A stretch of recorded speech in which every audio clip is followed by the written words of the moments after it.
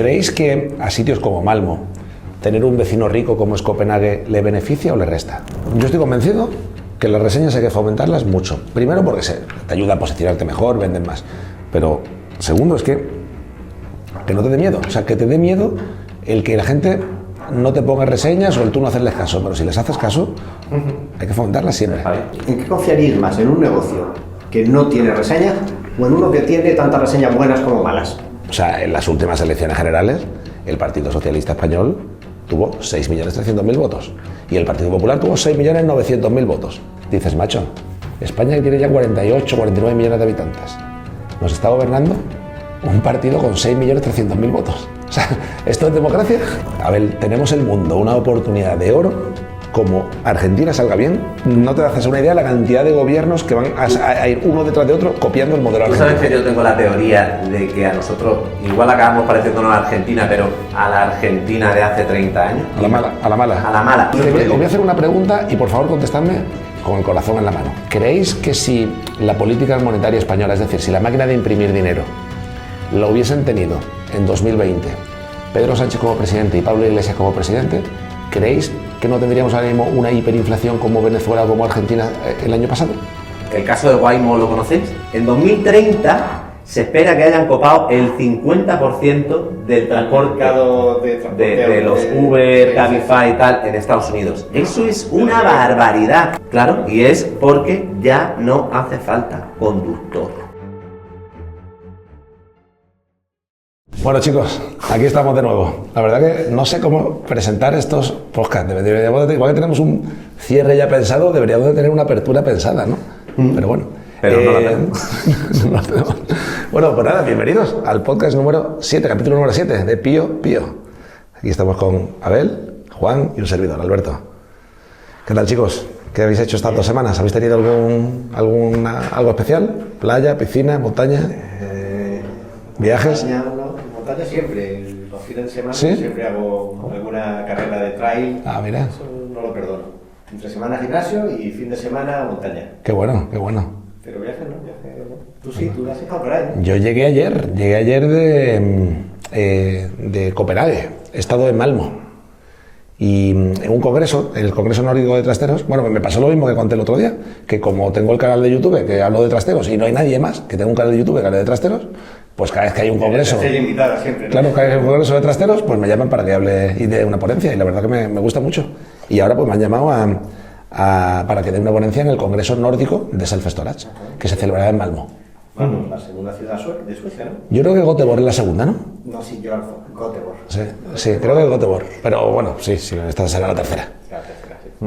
Y macho, y lo que me ha... Bueno, he tenido mucha suerte con el tiempo, ¿eh? Me llovió un día de los 3 que estuve, me llovió un día y el resto muy, muy bueno. Encima ayer estuve en Copenhague, que no sé si habéis estado en Copenhague.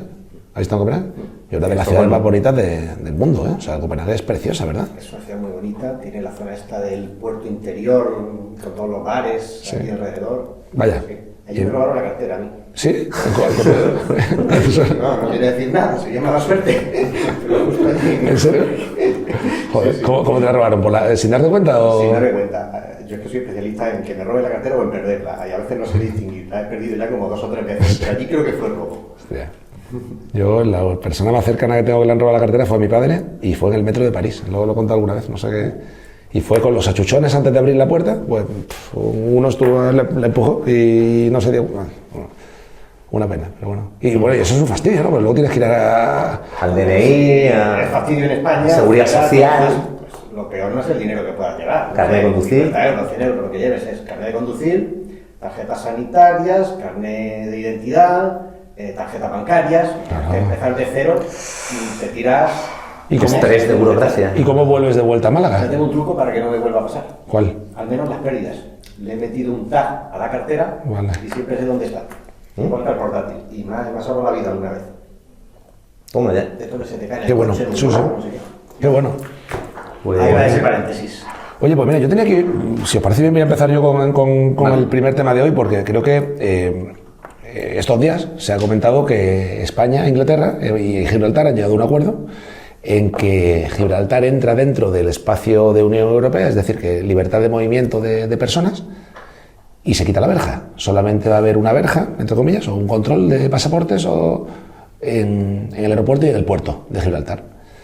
Y con todo lo que esto implica, o sea, hay 15.000 españoles que van todos los días desde la línea, los barrios, San Roque, a trabajar a Gibraltar. Pues me alegro porque en mi última visita al endocrino me ha recomendado que me compre la tircepatida, el pinchazo para bajar de peso en Gibraltar, que está mucho más barato. Ah, sí.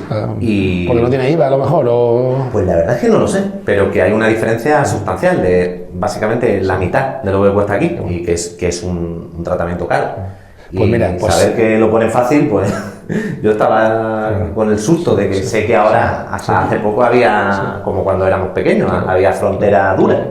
Pues esto que nosotros, que somos de Málaga, pues vemos con tanta naturalidad que haya gente que viene de España a trabajar a Gibraltar todos los días y de vuelta, porque se cobra el doble que se cobra en la línea, o porque directamente hay trabajo y la línea no hay, o por el motivo que sea. Es que es exactamente lo mismo que pasa en la frontera de Copenhague con Malmö, de Dinamarca con Suecia. Y es curioso, pero en 2003 me parece que fue, hicieron un puente y en 20 minutos cruzas de Copenhague a Malmö. ¿Qué ocurre? Que en Copenhague, bueno, ¿cuál crees que es la parte rica? ¿Copenhague o Malmö? Me supongo que Suecia, ¿no? Copenhague. ¿Suecia? Pues no. Yo digo Suecia. ¿Y tú dices Dinamarca? Yo diría Dinamarca, a ver, en recta deben estar muy similar, pero... Bueno, claro, Copenhague es más grande, sí, tiene más sentido. Es verdad, es capital. Un centro económico de más peso, entiendo, no sé. Bueno, pero bueno, yo funcionamiento deductivo, ¿no? Carta en la mesa, venga, yo digo Malmö. Yo sé que contra Abel no puedo ganar, pero... Sí. Cuando tengo datos o la partida de datos es deductivo, con lo cual puedo estar equivocado perfectamente. Pues mira, ha acertado Abel. Para variar. El 50... Pues hay un 50% más de salario medio en Copenhague que en Malmö, y las casas son un 50% más caras en Copenhague que en Malmö, aproximadamente. Por lo cual hay muchos que todos los días van o en coche o en tren. Hay un pass de esto, pues como el que puede haber en cualquier autopista de peaje aquí en España, que tienes todos los días, puedes cruzar, ¿no? Y bueno, pues mucha gente vive en Malmö y todos los días va a Copenhague a trabajar. Allí, este es el famoso puente de Øresund, que es un puente ferroviario muy curioso porque tiene un túnel. No tengo datos, pero este es el famoso puente de Øresund.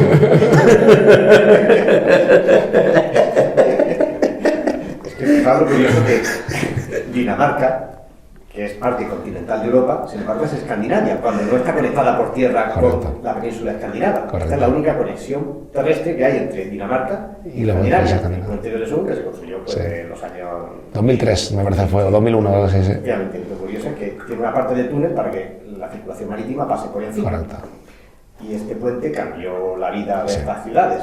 Sí, antes tenía que ir por ferry y era una hora y media, o sea, versus 20 minutos. Para allí era muy común los ferries, pero claro, el ferry lo coges, se coge mucho el fin de semana desde Escandinavia para ir a Estonia, Letonia, porque allí el alcohol era más barato y se iban de juerga el fin de semana a los países bálticos y luego yo lo cogí una vez, la línea vikinga, el Viking Line. ¿Tú lo has cogido? No, vale, pues. Pero vamos, lo conozco. Y recuerdo que ahora te cuento, es que es divertido, había 3 casinos y 3 discotecas y un casino dentro. Casino, discoteca, era para pasarte el fin de semana de juerga. Yo era mochilero y venía desde Pekín. Yo venía en tren, hice el transmongoliano o el transiberiano. Yo tenía 21 añitos tenía yo. Wow. Y me acuerdo que lo pasé divertido, tío, en ese barco. Este se llamaba el Viking Line y lo cogí en Helsinki, en plan a las 8 de la tarde y hasta Estocolmo. Y llegaba a las 10 de la mañana a Estocolmo. O sea, te ahorras el hotel, porque tenías un camarote compartido en mi caso. Y luego es que era, ya te digo, como el montón pasabas aguas internacionales, quitaban todos los impuestos al alcohol, por lo cual, bueno, me acuerdo que estaba el supermercado, y un supermercado estaba con las vallas. Tú salías y seguía con las vallas, con la persiana cerrada.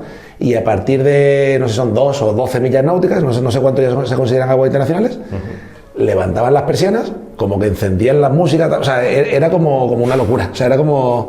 Y de repente una botella de... El capitán empezaba a casar gente allí. No, una botella de whisky, pues en lugar de costarte 80 euros, pues valdría... ¿Cuánto vale eso en Gibraltar? Que no tiene impuestos de alcohol. Mucho más barato. Mucho menos, o sea que... Pues otro factor curioso en la relación Dinamarca-Suecia es que, fijaos que esto es la Escandinavia rica de toda la vida, la famosa socialdemocracia alemana, era el paraíso del estado del bienestar de siempre. Suecia Y Dinamarca también, pero más Suecia y Noruega. Pues eso está haciendo aguas ya, por todos lados. Suecia, por ejemplo, tiene un paro igual que el de España, en tasa. Está en el 10-11%, fijaos. Y luego tiene un problema de criminalidad también creciente. Bandas organizadas de tráfico de drogas, y muertes. Europa, en general, está en un momento complejo y eso se... La esclerosis de Europa, que en este podcast lo hemos comentado más de una vez. Tenemos un estado del bienestar que no nos podemos permitir y que nos está lastrando en innovación, en oportunidades para los jóvenes, empleo, todo eso. Siempre se dice que Estados Unidos se va a convertir en la potencia económica, aunque tiene sus problemas, que a lo mejor hoy podemos hablar de ellos también. Asia, la potencia emergente, todavía incluso más que América, y Europa, pues un museo. Va a acabar siendo un museo, un lugar de veraneo y de vacaciones y... Sí, pero yo vi Jordania podría ser un museo y es que no es ni museo, porque a la gente le da miedo ir a esas zonas del mundo. O sea que ahora, no sé si en España llegaremos a un punto en el que dé miedo, pero hay ciertas ciudades de Europa en las que a la gente le da miedo ir de vacaciones. Es que le da miedo, o sea que ya ni para museo. Ciudades de Europa. Sí, hay gente que... El otro día salía un vídeo de no sé qué ciudades del sur de Francia que ya no, la gente ya no va allí de vacaciones. En Francia hay ciudades con toque de queda, con barrios con toque de queda juvenil por la noche. Madre mía. O sea, a partir de las 11 de la noche no pueden salir los jóvenes de menos de 15 años o de 14 a la calle. Claro. Por el peligro que eso supone. O sea, que estamos llegando a extremos que no nos imaginábamos en Europa. Yo recuerdo cuando yo era pequeño, esto lo hemos comentado una vez, que Málaga no era una ciudad muy segura. O sea, a los guiris le robaban y a los malagueños. Era criminalidad de era robos pequeños. Sí. Granujeo. No era granujeo, pero la criminalidad que está viendo en Europa ahora ya no es solo de granujeo, es de violación y asesinato también. En Malmö, sin ir más lejos, en Suecia hay una tasa de homicidios por 100.000 habitantes ya casi como en los Estados Unidos. Yo, aparte del tema de seguridad, está el tema económico. O sea, vi una gráfica que se me quedó en la cabeza, un dato de estos que se te quedan, que en 2006 Estados Unidos y Alemania tenían un poder adquisitivo, una media de sueldos más o menos parecida. Estados Unidos un pelín más, o sea, estaba más cerca de 40 y Alemania estaba más cerca de 30, ¿vale? Luego me dices tú los datos de verdad, pero por ahí andaban. Y a lo mejor España estaba en ese momento en 10, ¿vale? Y en 20 años es que Alemania está prácticamente en el mismo sitio, o sea, sigue teniendo 30 y pico.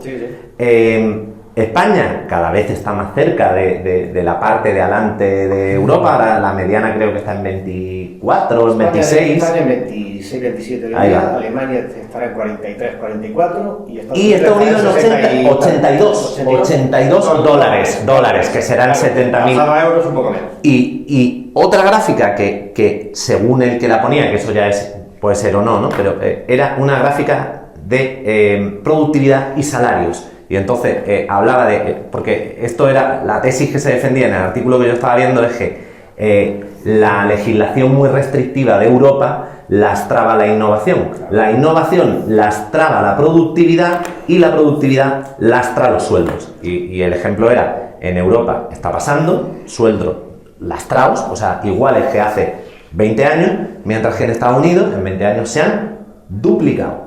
Totalmente. A largo plazo, lo único que garantiza una mejora del nivel de vida es la productividad. Pensad en la generación de vuestros abuelos o de vuestros padres, años 50 en España. ¿Cuándo se ha producido el gran salto de nivel de vida en España? En los años 60. Cuando llegaron las máquinas, cuando se abrió. Hubo ganancia de productividad del 5-7% anual. Cuando pasamos de la autarquía en los años 60 España crecía al 10-12% anual. Ahora el año que crecemos al 2,5% estamos eufóricos. En aquellos años era el 10-12%. ¿Por qué? Porque había una ganancia de productividad bestiales. Porque llegaron la computación, que no existía. Incluso en mecánica había grandes avances. Llegar los tractores al campo. Se araba a mano. Llegó una maquinaria de construcción que permitía construir. En salud hubo un cambio brutal. Mi padrastro, que él terminó económica y tuvo que quebrar la empresa familiar. Él era del 45, terminó en el 68 y a él le pilló el momento en el que la empresa familiar su padre era inventor de cosas para los hospitales. Y claro, en los años finales de los 60 ya no hacía falta inventar cosas, ya venían cosas inventadas de fuera que eran mucho mejor que lo que España podía hacer con su tamaño. Y lo primero que hizo mi padre al acabar económica fue quebrar la empresa de su padre y hacer una segunda de lo mismo, pero adaptada a los nuevos tiempos. Hay muchos sectores que no han tenido ganancia en productividad prácticamente desde entonces. Pensad de la construcción. La construcción desde los años 70-80 ha tenido ganancias muy marginales de productividad. No se ha industrializado ni se ha automatizado, sino que seguimos construyendo la casa, no voy a decir como los romanos, pero sí acumulando grandes cantidades de tierra, de ladrillos, en un lugar para subir para arriba. Es la única industria en la que bajó la productividad hombre. Pues incluso abajo. Eso de hombre de piedra arquitecto, de una hemos tenido charla. algunos avances en tecnología de la información en los últimos 20 años, si no, en otros sectores apenas ha habido ganancia de productividad. Y a ello añadámosle otra segunda cosa, que la tecnología no ha ayudado, y es que encima el estado del bienestar, me duele decirlo, pero en Europa no se ha lastrado. En los años 60-70 el estado del bienestar era pequeñito y no actuaba como rémora. Ahora es tan grande que se va el 45-50% del gasto público. Hablo de España. En Francia están en el 56-58% del gasto público. No, el tema de Francia es una señal de lo que viene a España, ¿no? O sea Es que esto va llegando, porque las inercias para incrementar el estado del bienestar son tan fuertes que nadie hace nada para ponerle un poco de racionalidad y de freno. Entonces, al final, todo eso va reforzando el crecimiento. ¿Por qué? Porque a las industrias innovadoras y productivas se les va el dinero en pagar impuestos, entonces no tienen capital para invertir y para innovar. Y luego también la regulación, tenemos un exceso de regulación, pensad en la IA. En Europa, lo primero que hicimos cuando llegó la IA fue hacer una gran ley para regular la IA. Y no hay IAs europeas, ¿no? No hay... Sí hay. Está Mistral, con Jean LeCun en París, que... Una cosa pequeñita, residual. Bueno, uno de los tíos... gigantes americanos, sí. Eso, pero no compite contra ChatGPT, ¿no? O contra, en ciertos nichos Gemini, compite, ¿no? Pero bueno, no está a nivel de ChatGPT, de Anthropic y de... Piensa que es un continente de 500 millones de habitantes y con un PIB equivalente al de América. Pero Mistral sí es fuerte, ¿eh? Un 5% y América... Como las bombas nucleares. Los franceses tienen IA igual que tienen bombas nucleares. Y es la única parte de Europa en la que hay una... Bueno, yo quería hacer una pregunta antes de cambiar de tema. A ver, y la pregunta es la siguiente. ¿Creéis que a sitios como Malmo tener un vecino rico como es Copenhague le beneficia o le resta? O hago la segunda pregunta. ¿O creéis que a sitios como el campo de Gibraltar, que de media puede ser un sitio pobre en España, creéis que tener un vecino rico como es Gibraltar, que creo que es el sitio con más riqueza por habitante de Europa, junto con Luxemburgo, no sé qué más? 40.000 empresas en Gibraltar. Para no sé cuántos habitantes, pero serán a lo mejor otros 40.000 habitantes. No lo sabía, pero... Mi padre tenía una. Y hay portales donde... Un import-export. 10 placas de empresas y hay 2 viviendas encima. Sí. Por lo visto allí... Mi padre era buenísimo, perdón, pero es que lo tengo que decir, poniendo nombres a las empresas. Porque la empresa que tenía era un import-export que había montado él para traer whisky y filtros de cigarrillos, o sea, era la nada, ¿no? Pero el nombre era Trade Link Enterprises European Branch. O sea, tenía un nombre de tener 20.000 empleados, ¿sabes? Era maravilloso. Y luego tenía otra que era Círculo Quatuor. O sea, era muy bueno poniendo nombres a empresas. Qué bueno. Era escritor. Era escritor. Sí. Bueno, ¿y creéis que a sitios pobres, como por ejemplo La Línea, Algeciras, los barrios, o sea, San Roque, al final son sitios que, si lo comparas con otros sitios de España, son pobres? ¿Creéis que tener de vecino Gibraltar le resta o le suma? Le suma, ¿no? Le suma sin duda. Esto se llama el capitalismo de rebose. Quiere decir que cuanto más rico sea tu vecino, mejor te va a ir a ti, aunque solo cojas las migajas de tu vecino. Porque si no tienes capitalismo de rebose. No tienes nada. Entonces, no lo había escuchado. El tener, no sé si es la palabra, pero es la palabra. Pero está similar. Si no, la acabas de inventar. La idea es... O sea, por ejemplo, si otro sitio pobre de Andalucía, Linares, en Jaén, ¿no? Que tiene mucho paro y tal. ¿Creéis que si le diesen la opción a tener un Gibraltar paré con Linares, Linares sería más rico de lo que soy? Claro, al final hay un efecto vaso comunicante. O perdería población que se iría ya a trabajar. Comparativa. En la ciudad pobre, ¿qué aporta? Pues aporta mano de obra, por ejemplo. Aporta precios bajos en vivienda, por ejemplo. Claro, ciudad dormitorio. Exacto. O sea, Melilla le aporta en positivo ganador, por ejemplo. Seguro. Vale. Y hay una frontera política muy importante que impide que actúen muchos de estos vasos comunicantes. Pero en el tema de Gibraltar, lo fundamental del acuerdo, por lo que yo he leído, es que hay un tema de soberanía, que bueno, que a mí me importa poco. Que si la soberanía queda claro que es británica o española, bueno, tema político, pero el tema económico es que va a haber más capilaridad que había antes, porque desaparece la verja y la frontera pasa de estar en la verja a estar en el puerto y en el aeropuerto. O sea, que tú ya puedes ir andando con tu bicicleta, como si vas al Mercadona del lado o al... La hora y media que se pierde todos los días en el control de entrada y en el de salida ya no se pierde. O sea, una hora y media por 15.000 personas son 25.000 horas liberadas al día, que eran horas tiradas a la basura. Sí. ¿Y quién creéis que puede ser los grandes ganadores de todo esto allí en Gibraltar? Yo te digo uno. La gasolinera que hay entrando a la izquierda, que se va a hinchar de coches españoles llenando el depósito. La farmacia también, si va mucha gente como yo a comprar. El acuerdo contempla que la fiscalidad tiene que igualarse poco a poco. O sea que esa ventaja fiscal es parte del acuerdo, para evitar entonces... O sea, los cigarrillos, la gasolina y todo eso se igualará a España a lo mejor. Está previsto, otra cosa es que los gibraltareños van a arrastrar los pies para no hacerlo, pero en teoría debería igualarse. Eso forma parte del acuerdo para evitar eso, que haya un desequilibrio de fiscalidad que beneficie a una de las dos partes. ¿Qué otros ganadores puede haber? Pues todos primero los 15.000 españoles que trabajan allí. Que van a ganar tiempo y de van a vida. asegurar su empleo. Con una verja impermeable es que pierden su empleo. Sí. En segundo lugar, los gibraltareños que utilizan esa mano de obra. Imagínate, yo conocía al dueño del Burger King, porque yo trabajé en un máster franquiciado del Burger King, yo conocía al que lo tenía en Gibraltar. Pues este señor ahora, en lugar de buscar mano de obra gibraltareña con salarios mucho más altos, o que no la encuentra, pues va a beneficiarse de la mano de obra de la línea. No, incluso este hombre puede vivir en Sotogrande e ir todos los días. Se generará un odio del gibraltareño hacia el gaditano que le quita el puesto de trabajo. No, porque el puesto que le quita... Seguro que algo de eso tiene que haber. No, al contrario, los gibraltareños lo necesitan. No, pero el estrato bajo de los gibraltareños sí que se sienta... Ese estrato allí casi no existe. Vale. Porque si hay 40.000 empresas para 40.000 habitantes... Bueno, pero esa es la media, no la mediana. Sí, pero por eso son todos ricos, ¿no? En Gibraltar, ¿no? En general hay una renta alta y hay una densidad empresarial que hace que mucha gente tenga su propio negocio, aunque sea un negocio offshore, que ahí no están las operaciones, pero ahí está la sede social. Entonces, esa gente se va a beneficiar. Al final, las dos partes se benefician. Es como la inmigración y la inmigración, al margen de consideraciones sociales, las consideraciones económicas de la inmigración es que el que recibe la inmigración tiene una mano de obra que necesita y que es un permite impulsarse, y el emigrante pues consigue un trabajo que no conseguía en su país. Margen de consideraciones sociales y de otro tipo. Yo estoy pensando en los comercios de la línea, de Algeciras, todos estos comercios el montón ya no hay que esperar una hora para cruzar la valla, va a haber un montón de gibraltareños que es la hora de cenar, pues me voy con mi mujer a cenar a la línea, a un sitio de tapas, que la comida española está 100 veces más buena que la comida inglesa. O sea que... Solo se van a ver perjudicados los sectores que sean, digamos, poco competitivos y que sobreviven por la barrera de entrada. Por ejemplo, el que tenía el restaurante en Gibraltar, que se había quitado a todos los competidores españoles por esa barrera. Esos son perdedores y esos se quejarán. Eso penalizará, claro. Pero ese es uno. Los consumidores, que siempre son más que el dueño del negocio, van a salir ganando. O sea, siempre va a haber algún perdedor, pero se trata de buscar de que haya más ganadores que perdedores, y aquí siempre va a haber. Sí, a los que les viniese bien el foso, el mode, ¿no? A esos les viene mal, pero... Yo me acuerdo que... Como los monopolios. ¿Quién perdió en España cuando se liberalizó el monopolio de petróleos o de tabaco o de tantos como había? Sí, todos los funcionarios monopolística en la que perdió, y sus empleados y sus directivos. ¿Quién ganó?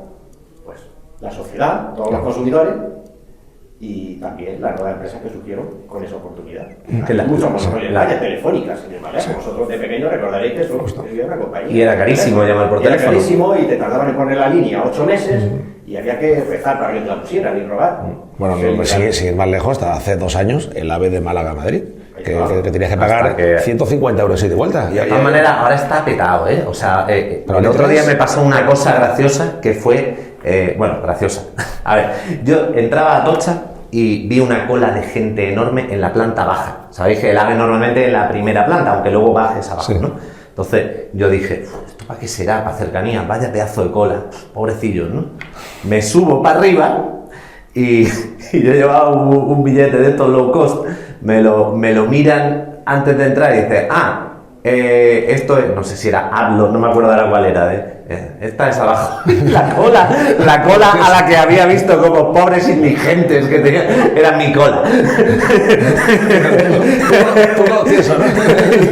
Y fue como, el ave no es lo que era. Se ha perdido un poco de glamour.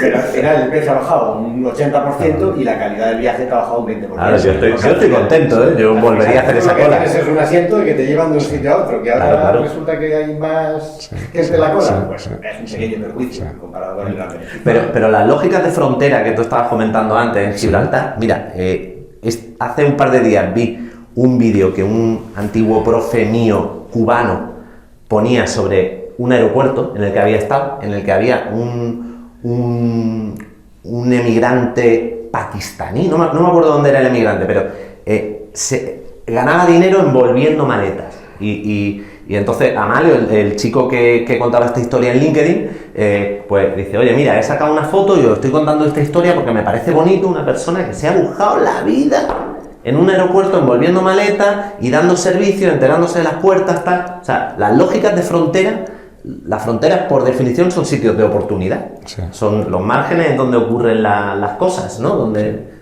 se produce la heterotropía, donde hay cosas que a un lado pasa una cosa y al otro lado algo totalmente distinto. Sí, de hecho, hace poco lo comentaba con unos amigos de San Sebastián, que tienen un montón de franceses que van a consumir el fin de semana. San Sebastián es caro en comparación con Málaga, pero es muy barato en comparación con el País Vasco francés. Correcto. Yo tengo un amigo que vivía en Ginebra y al contrario, iban a Francia porque era más barata Francia que Suiza. O sea, claro. Que Francia, que es cara en comparación con España, es barata en comparación con Suiza. Sí. Ahora mi ahijao se va a estudiar allí. ¿A dónde? A San Sebastián. Ah, qué bueno. ¿Y qué hay? O sea, ingeniería... Sí, inteligencia artificial ahora, pero vamos, informática, ¿sabes?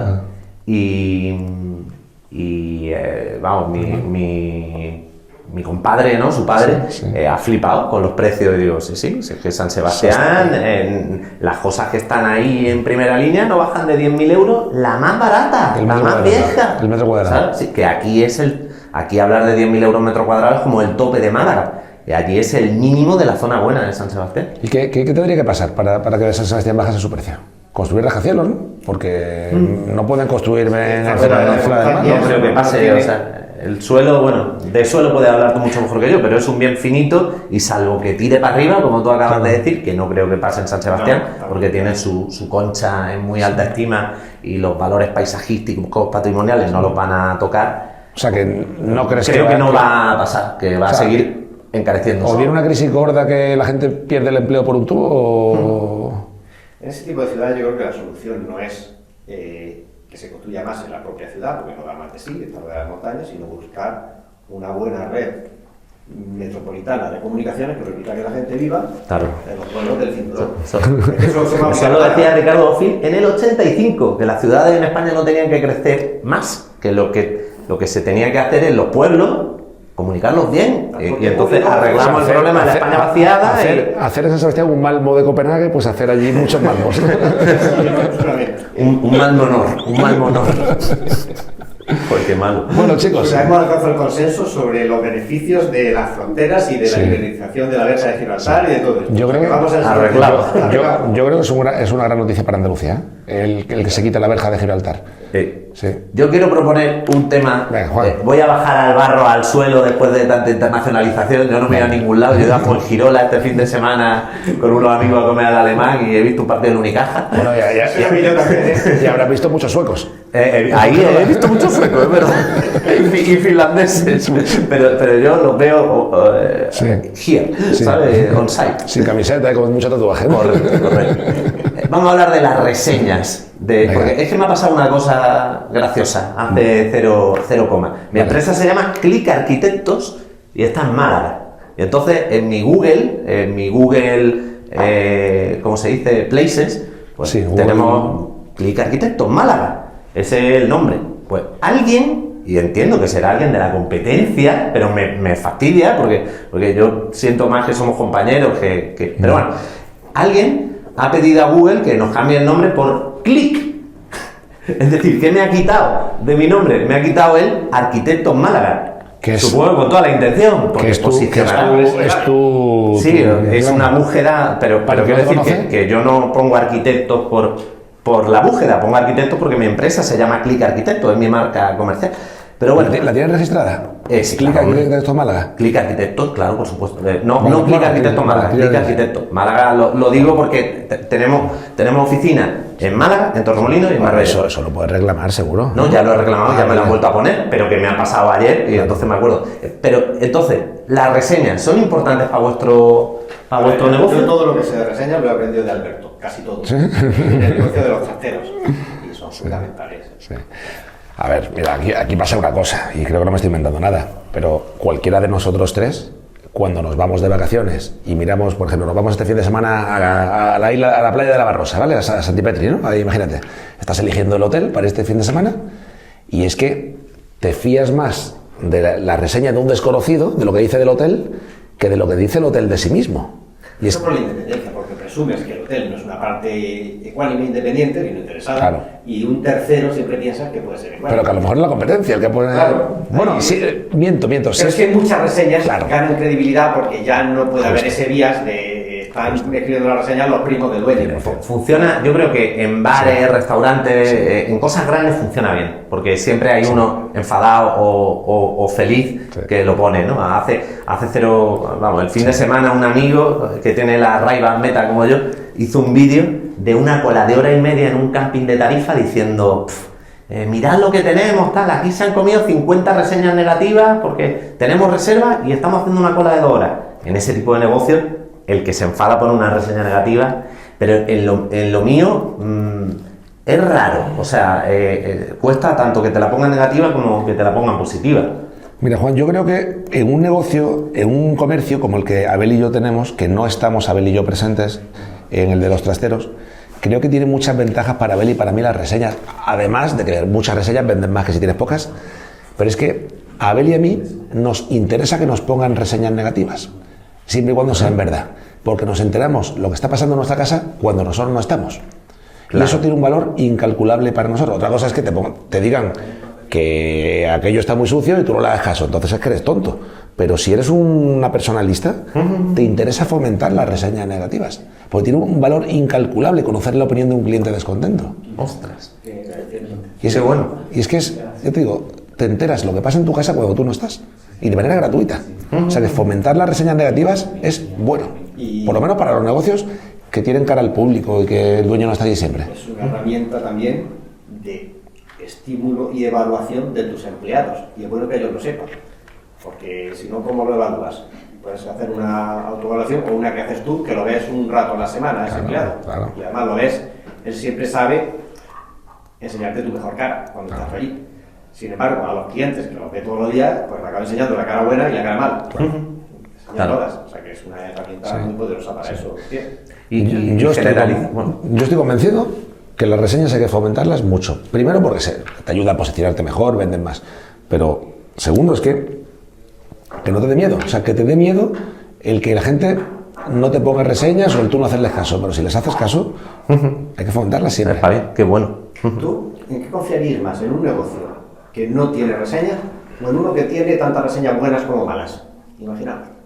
¿Qué es mejor, no tener ninguna o tener reseñas? Yo creo que, por ejemplo, tiene un 3 de 5, ¿no? Por ejemplo, yo me fío más de una empresa con muchas reseñas y que tenga un 3 de 5 de que una que tiene un 5 de 5 y tiene 5 reseñas.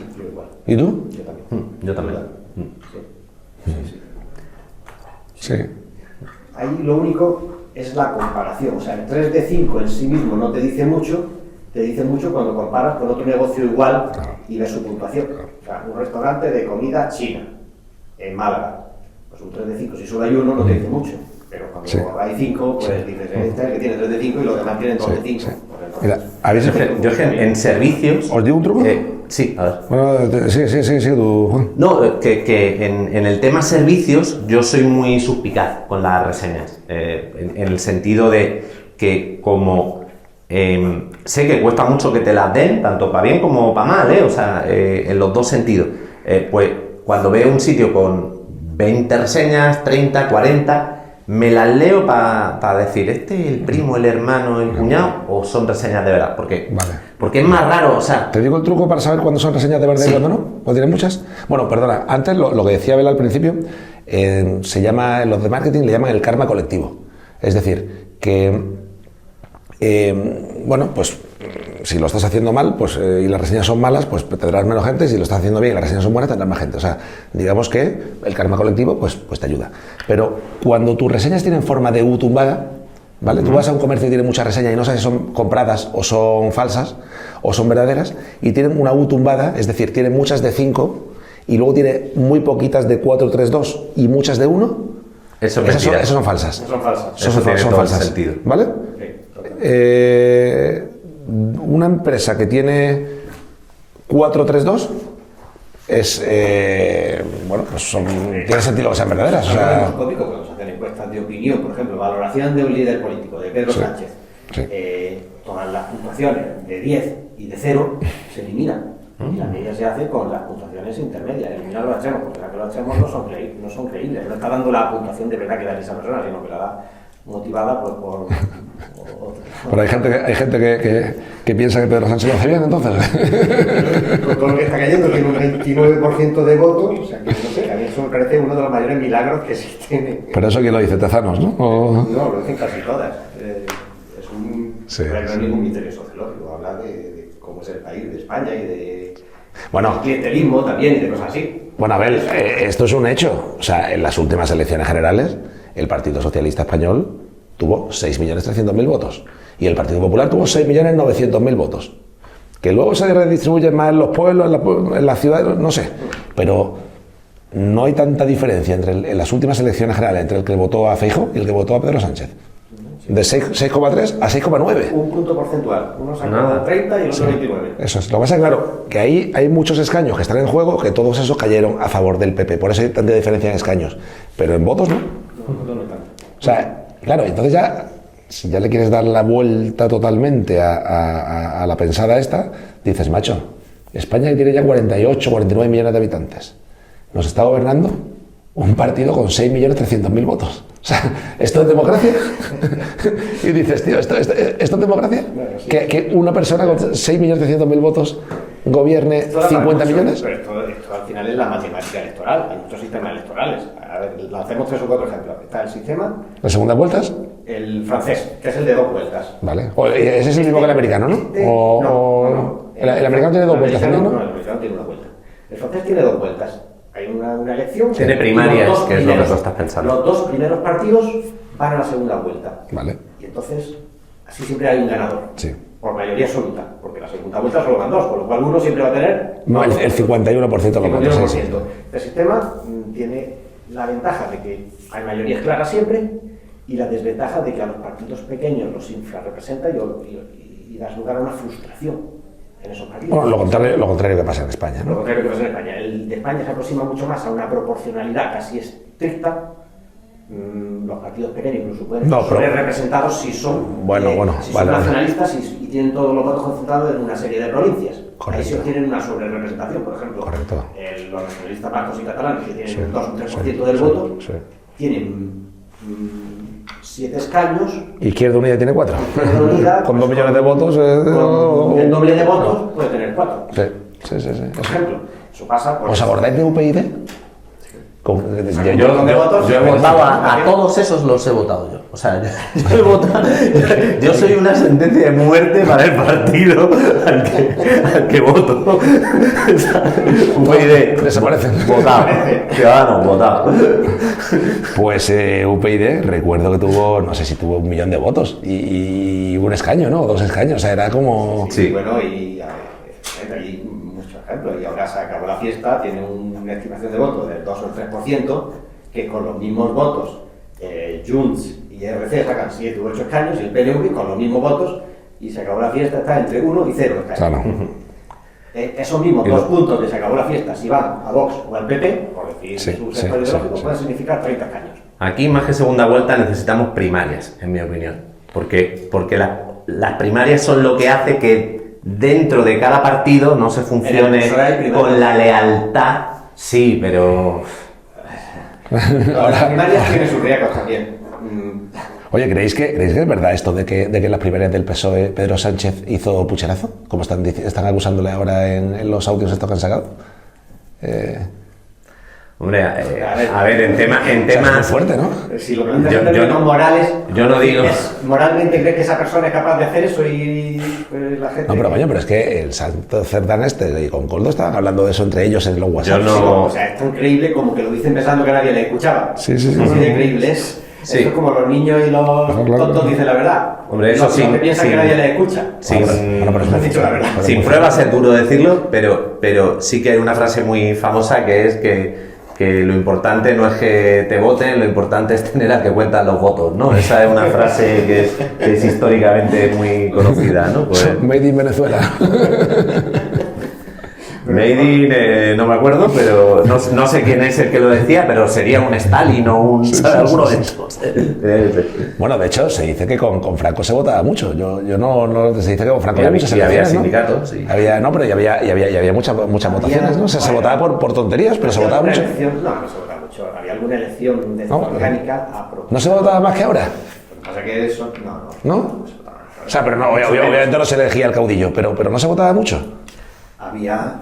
Bueno, ¿estabais vivo alguno de los dos? Cuando... Yo nací el 16 de junio del 75 y Franco murió el 20 de noviembre, o sea que yo tuve 4 meses de dictadura. A ver, yo por 4 días soy plenamente constitucional. Yo nací el 10 de diciembre del 78.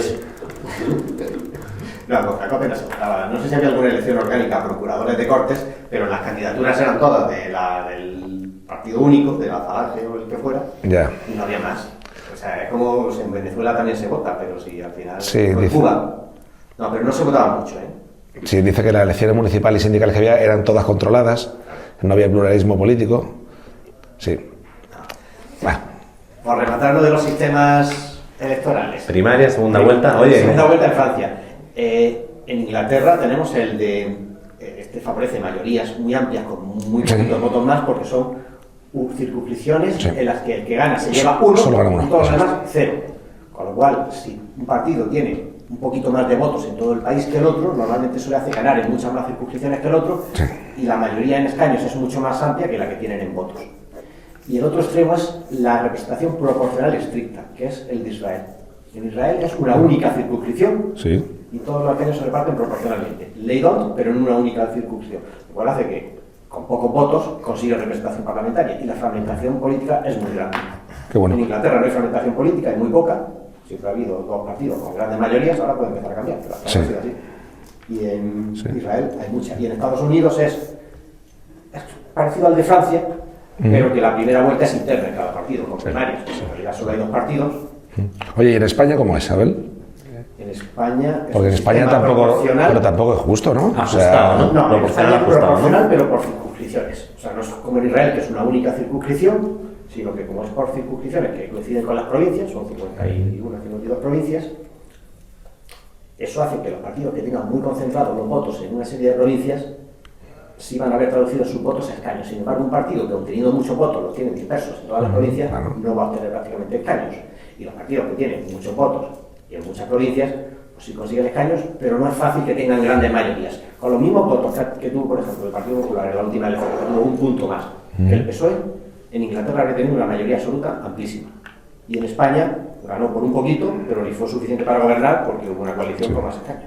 ¿Y tú crees que es justo que en España, por ejemplo, se decía que en las últimas elecciones, no, las penúltimas, Ciudadanos necesitaba 110.000 votos en la Comunidad de Madrid para tener un diputado?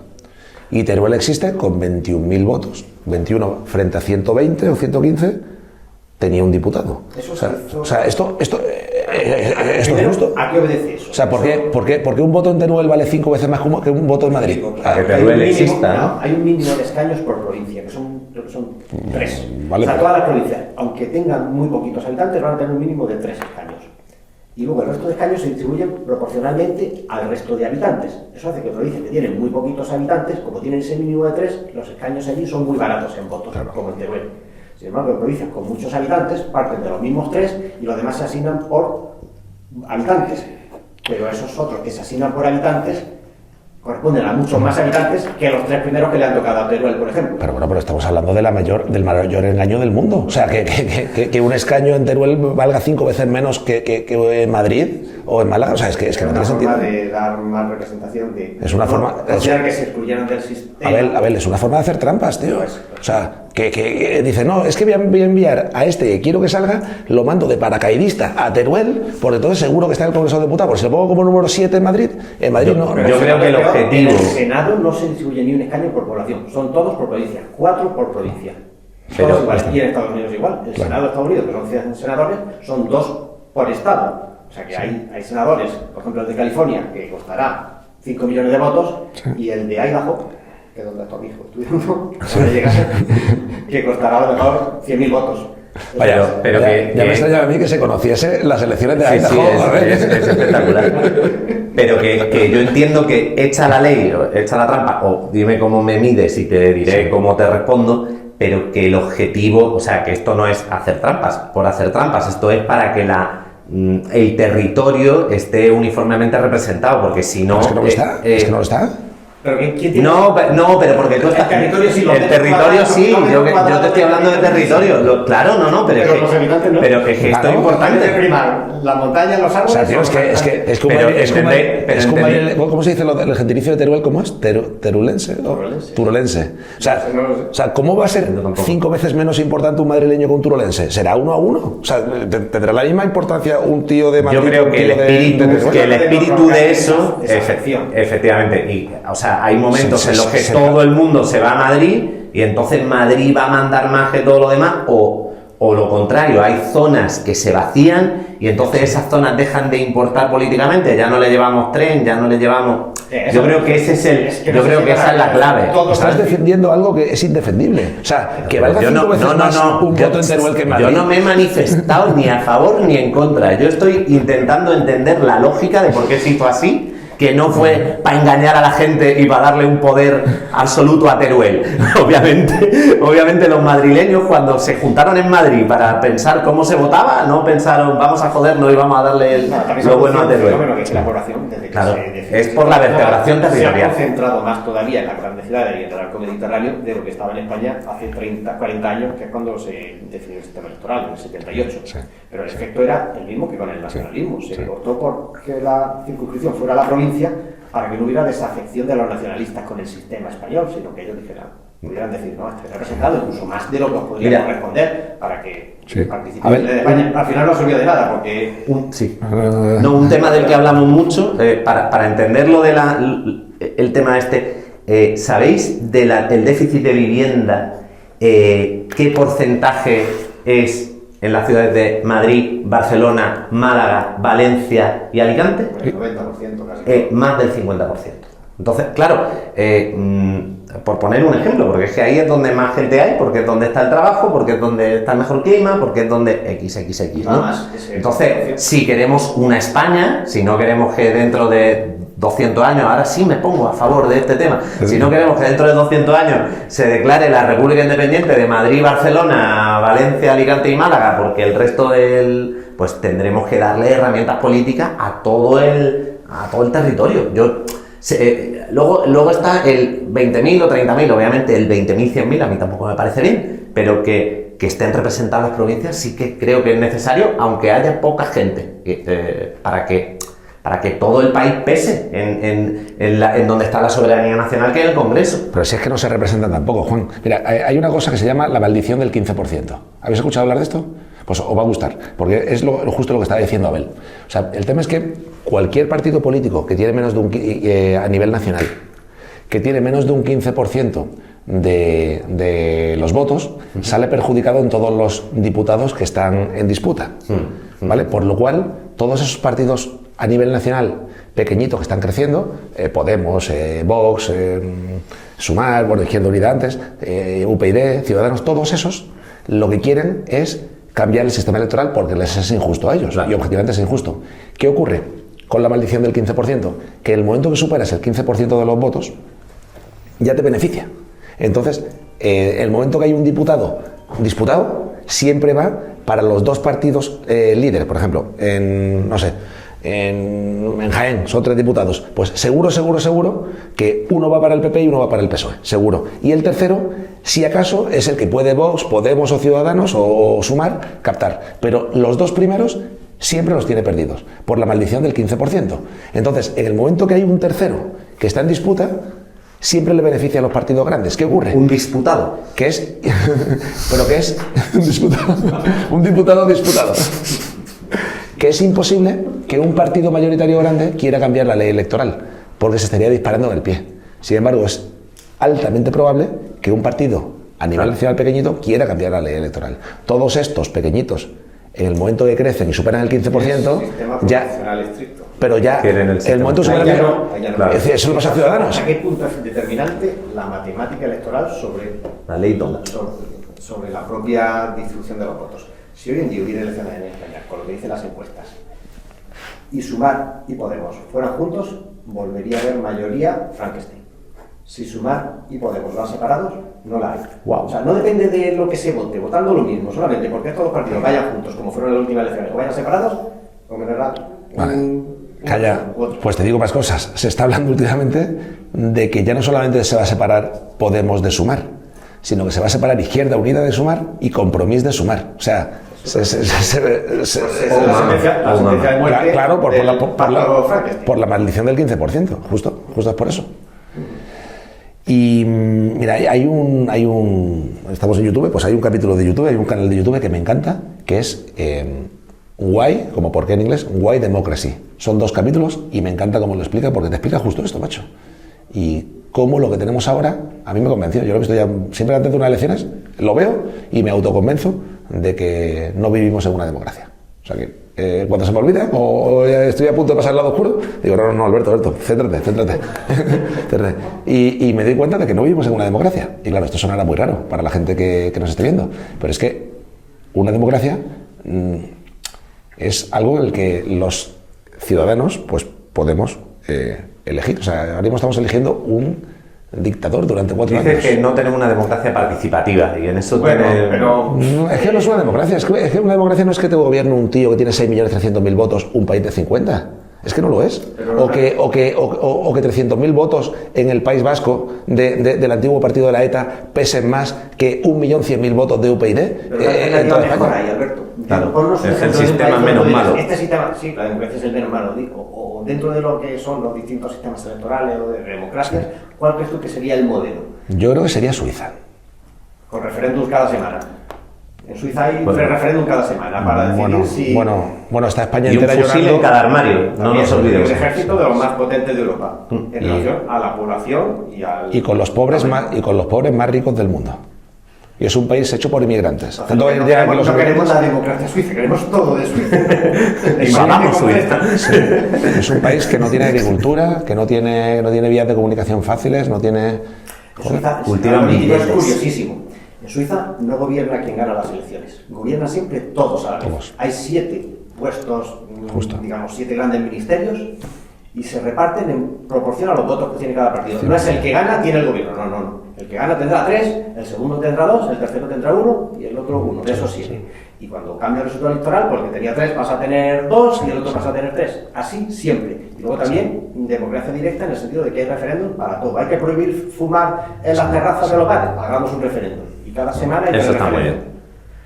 Bueno, pero vaya, y si no lo de prohibir el fumar, digo la parte de democracia participativa. Al final acaban votando, y en Suiza votan mucho, votan un 40 o 50%, pero eso lo haces en España y al final acaban votando los mismos 3% cada semana y todo lo que deciden todos. Yo creo, Abel, que los presidentes de comunidad. Yo ahora soy presidente, pero porque en mi comunidad es rotatorio, no por elección. Yo creo, Abel, que si tenemos la opción de parecernos a Suiza en lugar de parecernos a Venezuela, yo elijo parecernos a Suiza en todo, en vez de, en todo. Porque el paquete completo. Claro. Sí. Y dentro de 2 o 3 años te diré si nos interesa más a los españoles parecernos a los argentinos, porque el cambiazo que está pegando Argentina, según dicen las encuestas, según dicen los datos en las próximas elecciones para pasar Milei. Pero bueno, pero si es que... Primero destacadísimo. Pero si es que está creciendo como el que más de toda América. O sea, es que... Haciendo lo que no se atrevió Rajoy. Es un personaje Rajoy entró en España prometiéndose con Milei y acabó siendo un peronista. Y de esa burra no me bajo. No, pero sí que aprovecha el momento. Yo eso sería lo que es el personaje, que es excéntrico, puede tener cierto desequilibrio, lo que sea, pero tiene una serie de ideas que por su radicalidad nadie se ha atrevido a poner en práctica y que al final van a acabar dando la vuelta al país como un calcetín. A ver, tenemos el mundo, una oportunidad de oro, como Argentina salga bien. No te haces una idea de la cantidad de gobiernos que van a ir uno detrás de otro copiando el modelo. Tú sabes que yo tengo la teoría de que a nosotros igual acabamos pareciéndonos a Argentina, pero a la Argentina de hace 30 años. A la mala. A la mala. Y me explico por qué. Porque hay Javier Burón, un señor que habla de vivienda, tiene un libro que se llama El problema de la vivienda en España, lo enfoca desde una perspectiva totalmente generacional. Y dice que los ganadores son la gente más mayor y los perdedores son la gente más joven.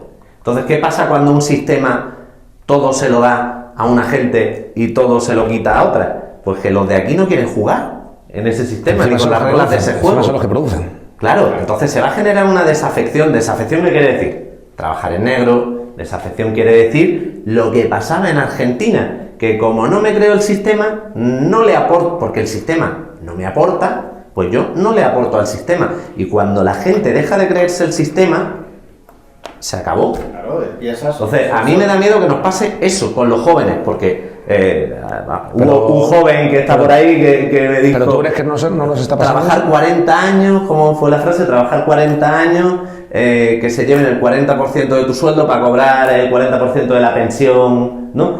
Pues como el trato no es bueno, pues igual no aceptan el trato. Mira, y no aceptar el trato quiere decir no cotizar, quiere decir no apostar por la sanidad, te voy a por la hacer una educación. pregunta y hemos empezado este podcast y un minuto antes de empezar hemos dicho no nos vamos a meter en política. ¿Verdad que lo hemos Y ya dicho? estamos metidísimos en Te voy a política. hacer una pregunta y por favor contestadme con el corazón en la mano.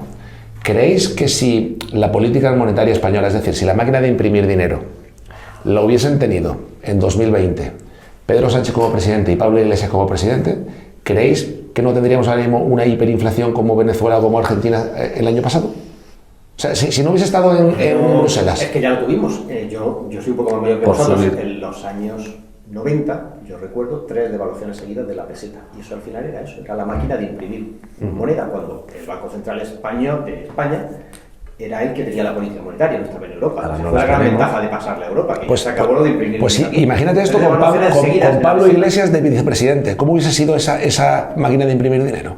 O sea, La tentación es poderosísima. y tú dices, vamos a acabar como Argentina. Y digo, es que a lo mejor, gracias a Bruselas, gracias a que se han transferido las competencias monetarias, no estamos ya como Argentina en términos de inflación. O sea, Bruselas no está controlando la política económica, la política fiscal, no la controlan. La fiscal depende de cada país y por eso en Francia tienen un 56% de gasto público y un 6% de déficit, en Italia un 120% de deuda pública, en España un 100 y pico por ciento. La fiscal no está transferida, pero la monetaria sí, y por eso hay un cierto control. Sí. Ese es el problema. Aquí introduzco una reflexión. Al final, hablando de Argentina, la desafección social y política de la gente no se produce porque un país pueda ser más desigual. Por ejemplo, Estados Unidos o Argentina de Milei. Va a aumentar la desigualdad, porque la riqueza va a aumentar en general, pero va a haber más desigualdad. Antes eran todos igual de pobres y ahora habrá gente más rica y más pobre. Pero la medida en que la sociedad No, perciba... ¿más ricos más pobres o pobres más ricos? Pobre más rico, Vale. pero va a haber más desigualdad. O Vale. sea, que antes eran todos pobres con 3, ahora va a haber pobres con 5 y los ricos que antes no existían porque eran todos con 3 van a tener 15. Vale. Con lo cual la desigualdad ha aumentado, pero todos han mejorado comparativamente. Vale. Pero la reflexión es la siguiente: eso es aceptable por la sociedad en la medida en que todo el mundo perciba que existe permeabilidad, es decir, que tú puedes progresar a través de los estudios, a través del trabajo duro, a través del riesgo empresarial. Entonces lo aceptas que haya desigualdad, porque dices, es que si yo me esfuerzo puedo llegar a ser de los de 15, aunque me cueste y aunque sea difícil. Pero cuando todos son pobres y además no hay posibilidad de permeabilidad social, o cuando hay mucha desigualdad y no hay posibilidad de permeabilidad social, como pueda suceder en los países, no sé, Sí, que o emigras o no prosperas. Entonces es cuando la gente no acepta esa desigualdad. Claro. Entonces lo que tenemos que preocuparnos es que haya desigualdad, pues sí, es consustancial al capitalismo y al progreso, pero que haya igualdad de oportunidades. De oportunidades.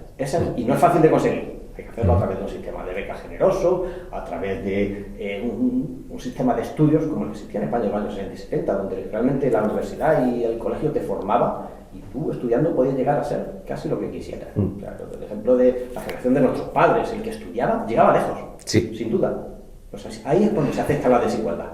Cuando no hay permeabilidad social es cuando la sociedad no acepta la desigualdad. En Estados Unidos hay más desigualdad que en Europa, pero hay permeabilidad social. Y el sueño americano, hay gente que de la nada puede llegar arriba. O sea, todas las grandes fortunas tecnológicas, hay gente que empezó casi de la nada, con poquito. Sí. Bill Gates, Mark Zuckerberg, Elon Musk, Jeff Bezos, o sea, no eran ricos de cuna. Bueno, creo que Bill Gates venía de una familia acomodada, pero no era el... No era el padre de Donald Trump, ¿no? Que, sí. Por ejemplo, sin embargo, hay otros países, incluso en Europa, donde la mejor forma de llegar arriba es la cuna. Claro. Pues ahí es donde está el o afiliarte a las Juventudes Populares o Socialistas con 16 años. También. Y ser fiel y leal. Ya, pues, y poner muchos carteles. Muchos carteles. Por eso yo decía lo de las primarias. O sea, a lo mejor es la democracia interna de los partidos. Sí, que esto no funcione por lealtad. Las primarias tienen un problema. Y es que al final tú no puedes. La gente no tiene la implicación política y formación que podamos tener nosotros. Entonces la gente ni va a participar en las primarias, ni va a saber distinguir un candidato de otro. La gente al final es malo, pero necesita etiquetas. Necesita saber, porque tú no vas a estudiar desde que presenta el día de la primaria quién es cada quien. Marcas. Entonces las marcas simplifican la cosa. Pues los de derecha, los de izquierda, los de centro, los liberales, los no sé qué, no sé cuánto. Os propongo que cambiemos de tema porque no tiene sentido seguir hablando de política. O sea, no afortunadamente ninguno de nosotros nos afecta, ni nos debería ni afectar, ni quitarnos un minuto de nuestro sueño. Nos debería de quitar un minuto de nuestro sueño, pues nuestros trabajos, nuestras parejas, nuestros hijos, pero no el que esté gobernando en Sevilla, en Madrid o en el Ayuntamiento de Málaga, ¿no? ¿Habéis tenido algún tema más que queráis poner encima de la mesa, chicos? Yo propongo un giro radical. Vale. Ni política ni economía. Vamos a algo entre cultural y lúdico. Venga, dale. ¿Qué ventaja le veis a vivir en Europa versus vivir en otro continente, Sudamérica o, bueno, Asia? La situación asiática no la conozco. Pero en términos de lo fácil que es viajar en Europa y cambiar además radicalmente de ámbito escénico y cultural. O sea, misma moneda. Y con la misma moneda además, y con la facilidad de Schengen, que hace que no haya ni aduanas ni nada de eso.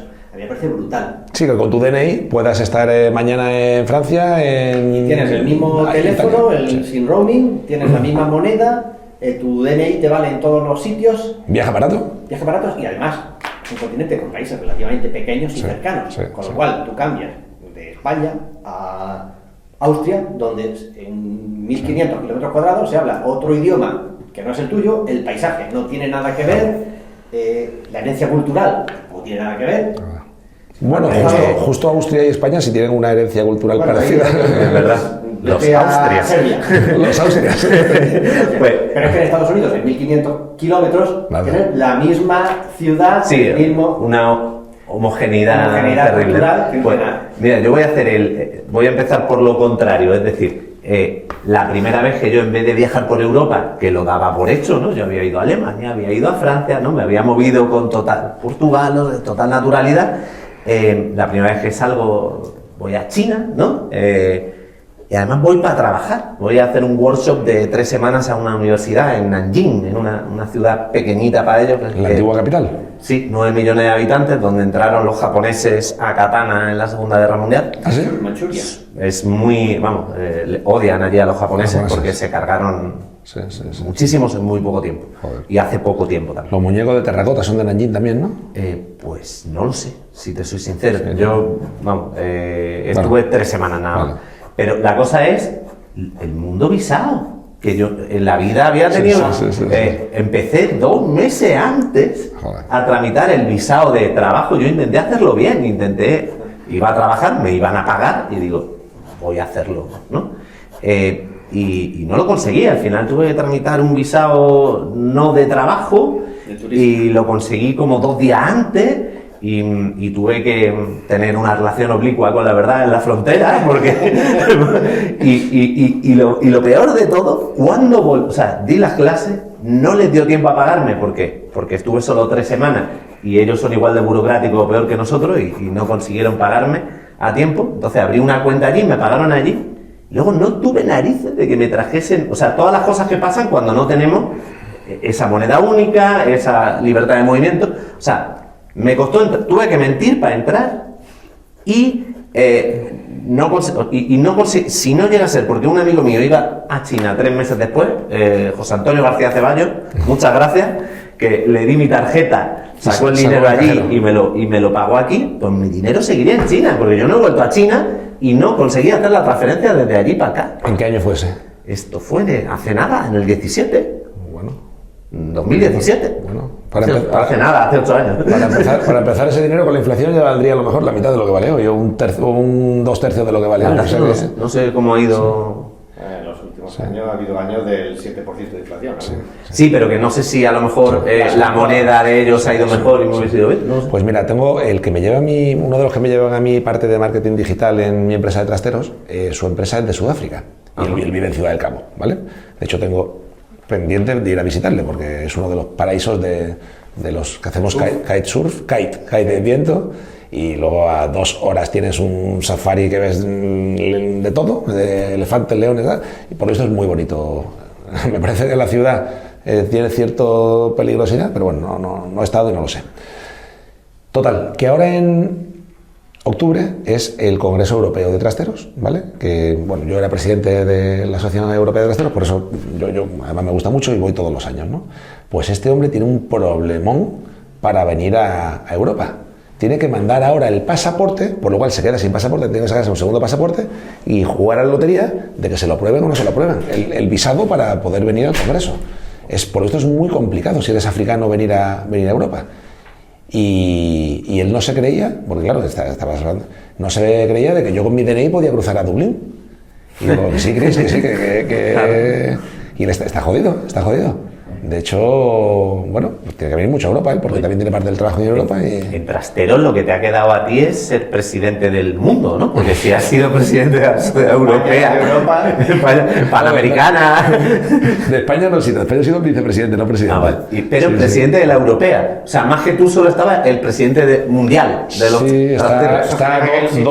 ¿Hay una ONU de Trasteros? Está Donald Trump por encima, está... Eres totus, ¿no? Provincial mayoritario que le va muy bien a Alberto en las elecciones. Ahí tuvimos al que cuenta la porta. Ahí tuvimos pucherazo. Como la primaria del PSOE. No, además es un cargo no remunerado, o sea que es un cargo que al final te cuesta el dinero, porque al final sí es un encargo, porque yo pierdo el tiempo y no gano nada, claro. pero como hobby me gusta mucho. Practico el inglés, me gusta mucho mi sector de trasteros, por lo cual... Sí. Bueno, total. Pero es que me ha molado eso. Sí. Que te doy la razón, Juan, en lo que dices. Y es una maravilla, creo yo. Y el poder viajar por 27 países de Europa solo con tu DNI, utilizar la misma moneda ya en 21 países, me parece que el siguiente que entra ahora en el euro creo que es... ¿Cuál salió el otro día? No sé si era Polonia, ¿no? ¿O ¿cuál es el siguiente que entra ahora en el euro? Pero me parece que entraba ahora, ¿no? ¿Cuál qué pena. No, Bulgaria. Disculpa, el 1 de enero, Bulgaria. Que es el más pobre ahora mismo de la Unión Europea. Pues me parece que Bulgaria entra en el euro ahora. El Zloty. El Zloty sigue siendo la leva. No, el Zloty polaco. El Zloty polaco en Bulgaria es la leva. Yo estuve 2 levas es 1 euro más o menos. Estuve trabajando en Polonia y yo he sido rico una vez en mi vida y fue en Polonia. Fue en Zloty, porque me llevé un sueldo de aquí que multiplicado por 4 pues me llevé como 7.000 zlotys y me pagaban allí 900 zlotys al mes, con lo cual tenía 7.900 zlotys, que era como tener 7.900 euros. Pero todos los fines de semana viajaba, ¿sabes? Era una gloria. Creo que hoy en día Polonia ha subido mucho. Polonia está casi a la par con España. Yo estoy hablando de 2005. Polonia yo creo que es el país más gemelo que tenemos en Europa y no sé si en el mundo de España en cuanto a población, en cuanto a renta, incluso en cuanto a cultura. Pues en esa época 4 por menos pues la moneda. Ahora mismo claro, pues estaban recién salidos del comunismo. Polonia debe estar a la par en renta per cápita con España. Polonia, si España tiene 49 millones de habitantes, tendrá 42 o 43. Y culturalmente, pues bueno, ellos son medio eslavos, pero son un país de raigambre católica. Muchísimo a nosotros, muchísimo. El otro gemelo, en términos económicos no culturales, es Corea del Sur. Corea del Sur tiene también 40 y tantos millones de habitantes, una renta per cápita un pelín superior a la española. Ahora, culturalmente no se parece nada. Y luego hay otro gemelo más. ¿Culturalmente o no? Culturalmente no se parece Pero, nada. ¿y cuál sería el que culturalmente es más parecido a España? De los que he dicho ahora, al margen de población y economía. Polonia. Yo creo que Argentina. De estos dos. No, Bueno. El que iba a decir es Argentina. Argentina Vale. tiene también 40 y tantos millones de habitantes. La renta per cápita de Argentina, Sí, es no muy sé si inferior. son 7.000 o 11.000, anda por ahí. La de España son 26 o 27.000, o sea que la Sí. tercera parte, más o menos. Y culturalmente, sí, porque además Argentina no tiene una población indígena como tienen otros países de Sudamérica, sino que es casi toda de descendencia europea. Entonces, sí, culturalmente yo creo que Argentina es la más similar de Latinoamérica. No, ¿cómo era? De América. Hispanoamérica. Latinoamérica, lo he dicho bien. Bueno, Hispanoamérica, ¿no? Bueno, El otro día hablábamos de esto. es que el tema es si en De Latinoamérica... nuestras colonias, vamos a decir. Perdón. No, el tema es que si en Latinoamérica se incluyen las lenguas latinas, por ejemplo, en Canadá. ¿Y se incluye la lengua latina en Latinoamérica? ¿Se incluye Canadá? Canadá tiene el francés, lo dices por el francés, Claro. ¿no? Porque el inglés es otra Eso, lengua. pero por eso, o sea, tendría sentido incluirla dentro Sí, de Latinoamérica. menos Quebec, ¿no? Claro. Pues Hispanoamérica. Hispanoamérica no incluye a Canadá. No incluye Canadá, efectivamente. Yo, de todas formas, culturalmente, aunque no tengamos la misma lengua, nada como Portugal. Sí, Muy claro. Sí. ¿Sí? ¿Tú crees, que De la lengua. ¿Tú crees que Portugal es más parecido a España que a Italia? Buena pregunta. Es que yo creo que Portugal... ¿Al margen de la lengua? Bueno, la lengua es diferente en los dos casos. yo creo que Portugal no son tan parecidos a nosotros, Son ¿no? atlánticos. A ver, culturalmente Portugal siempre ha sido anglófilo. Sí. Y España era más germanófila. Italia... Hombre, partiendo de que Italia Italia norte es germanófila. Italia norte es medio alemanes. Italia norte es germanófila. De hecho, la región de Bolzano, Trento y todo esto es el Tirol Sud. Sí. Es el Sur Claro, Tirol. Sur Tirol. Porque era austriaca. ¿Eso sabes en qué año pasó a ser italiana? Eso se llamó en la Primera Guerra Mundial. justo, Después. el Tratado de Saint Germain. Sud Tirol fue después de la Primera Guerra Sí, Mundial. en el 19, sí. Ahí todos los nombres, la toponimia es toda alemana. Correcto. Y eso pasa, hay otro sitio curiosísimo donde pasa lo mismo, en Alsacia. ¿Sabes esto en Alsacia? No, bueno, yo Alsacia es estuve un trozo pequeñito, de ¿no? Alemania Sí, que políticamente es Francia, Claro. pero los pueblos son todos nombre alemán. claro. Esas son las fronteras móviles de Europa de Sí, todas sí, las sí, guerras. sí, sí, sí. Alsacia, Lorena, el Trentino, sí. el Subtirol. Bueno, entiendo que pasará también algo parecido Tirol, a... ahí hay mucha gasolina, ¿no? Joder, estoy sembrado. Hoy estoy sembrado. Tengo que estar rápido, Alberto? Hoy he decidido que no me cae un chiste. Yo he disfrutado, me ha encantado. Humor fino, británico. Oye, ¿y creéis que en regiones del norte de Marruecos pasa algo parecido a lo que estáis diciendo, pero con España? En Tánger o en toda esa zona que eran del protectorado, bueno, Tánger justo Sí, Tánger, no, seguro. pero del protectorado español. que- No, de hecho, los bereberes eran... Pero la lengua calles, no, ¿eh? pero no, yo creo que no. Lengua, Tetuán, religión, no tienen, Ya. no hay población española que haya permanecido allí, no, la No. se fue toda. Ya. No, En Filipinas sí, yo- quizás, ¿no? Filipinas sí que... yo no he estado en Filipinas, pero... Filipinas también se ha anglosajonizado. Sí. Filipinas ya apenas se habla el español, apenas. No, no se Pero, habla. Que era algo de el tema toponimia, del pueblo yo creo que- saharaui, o sea, no se ha hablado mucho de que en la zona esa había mucha gente con una cultura española muy fuerte y que se les ha abandonado. De hecho, ha sido Sí. tema El reciente. pueblo saharaui, partiendo de que son 100.000 personas, no es más. Son 4 campamentos en el desierto y hablan español los niños que vienen a pasar el verano aquí. El resto de la población no lo habla. La religión es diferente, la cultura, el paisaje, la forma de vida no tiene nada que ver. Viven en tierra de campaña, o sea, no. No, y es lo que tú dices, son muy poquitos, ¿no? Son como... 100.000 personas. Bueno, no sé, esto me lo estoy inventando un poco. Si no son Sí, 100.000, sí, son sí, sí, 150.000 o 200.000. Sí, pero que no Porque es- no es un país ni un pueblo, es 4 campamentos. Ya. Sí, porque encima... Filipinas. Filipinas. Iba a decir Filipinas, partiendo del nombre, ¿sabéis por qué se llama Filipinas? Sí, Por Felipe. Felipe. Felipe II, ¿no? Que habla que fue la primera globalización, el galeón de Filipinas. De Manila, ¿no? De Manila, Sí, el galeón sí, de sí, Manila, sí. que todos los años venía 2 o 3 veces. ¿Dónde vas? pero desde la Segunda Guerra Mundial es una cultura ya anglosajona. De hecho, por eso... hablan inglés. El mantón de Manila dicen que es algo típico de Madrid, pero es de la época de esa sí, me parece que no venía ni de Manila, venía de China, pero no sé por qué Manila, porque venía de Galeón de Manila, por eso era. Galeón de Manila. No, en Asia no queda ya casi nada de cultura española.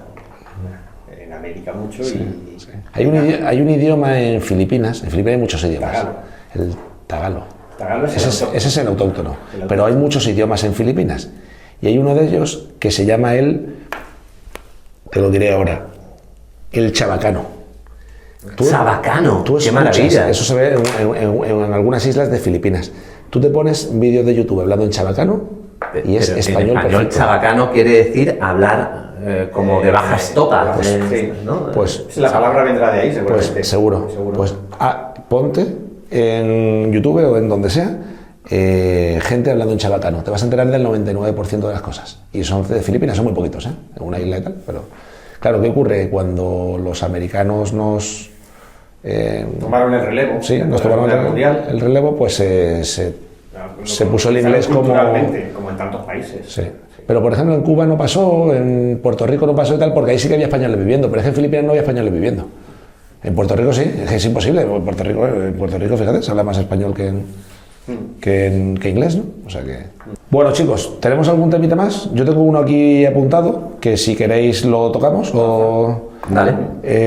Lo lanzo yo. Mira, el tema es el siguiente. Me gustaría, claro, dado que los tres tenemos empleados, me gustaría preguntaros por qué hacéis cuando tenéis que ascender a alguien de responsabilidad en vuestra empresa. ¿Preferís hacer, digamos, gente que haga carrera profesional con vosotros? Es decir, un empleado que ya funcione bien, ¿lo subís de puesto o preferís fichar a alguien de fuera? Yo creo que igualdad de condiciones, los tres vamos a responder que preferimos ascender a uno que ya conocemos que a alguien que no conocemos, ¿no? Pero, claro, tú estás buscando un jefe, tú estás buscando un 10. ¿Qué pasa si tú lo que tienes en la empresa es un 7? ¿Qué harías? ¿Asciendes al 7 o intentas contratar a un 10 de fuera? Esa es muy buena pregunta, un buen dilema. ¿Os ha pasado esto? Sí. ¿Y cómo lo has resuelto, Abel? A ver, es que no quiero poner nombres y apellidos, pero claro, me remonto a hace 10 años. Pero, a ver, lo voy a personalizar entonces en mí. Vale. Yo he cambiado 5 veces de empresa y en todas yo nunca he ascendido dentro de la misma empresa. Bueno, sí, en mi primer trabajo sí. En el resto he llegado siempre de fuera como fichaje para cubrir por arriba. De jefe. De jefe, sí, siempre. ¿Eso ha sido bueno o malo? Puedo contar mi experiencia. A ver, llegas quizá con un halo de autoridad que no tenga el que está dentro. El venir de fuera te puede dar esa autoridad, porque el que está dentro todo el mundo conoce sus fortalezas y sus miserias. El que viene de fuera, pues en teoría lo que tiene es un currículum que debe ser muy bueno cuando viene. Entonces, la presunción es que es alguien bueno. Tiene la frescura de que trae otros conocimientos de fuera. Eso también es una ventaja, porque no es repetir o mejorar lo que ya hay, sino vamos a cambiar cosas. Que a alguien de dentro le cuesta más tomar esas decisiones. Hay más resistencia al cambio. El de fuera no, es que además su cambio, lo fácil para él es lo que tenía en otra empresa e implantarlo en esta, más que seguir, adaptarse él a lo que ya había en esa, pues a lo de, no sé, de software de gestión, de sistema de remuneración, de prácticas comerciales, de operaciones, de 1000 cosas. Luego, puntos en contra, pues la conexión personal y la adaptación, que puede haber fricciones, desde egos que surjan ahí porque hubiera quien aspirara al puesto, o choque cultural, pues a lo mejor la persona viene de otra provincia, otro país, y desde luego de otra cultura empresarial, y puede haber choque. Eso en el lado de las desventajas.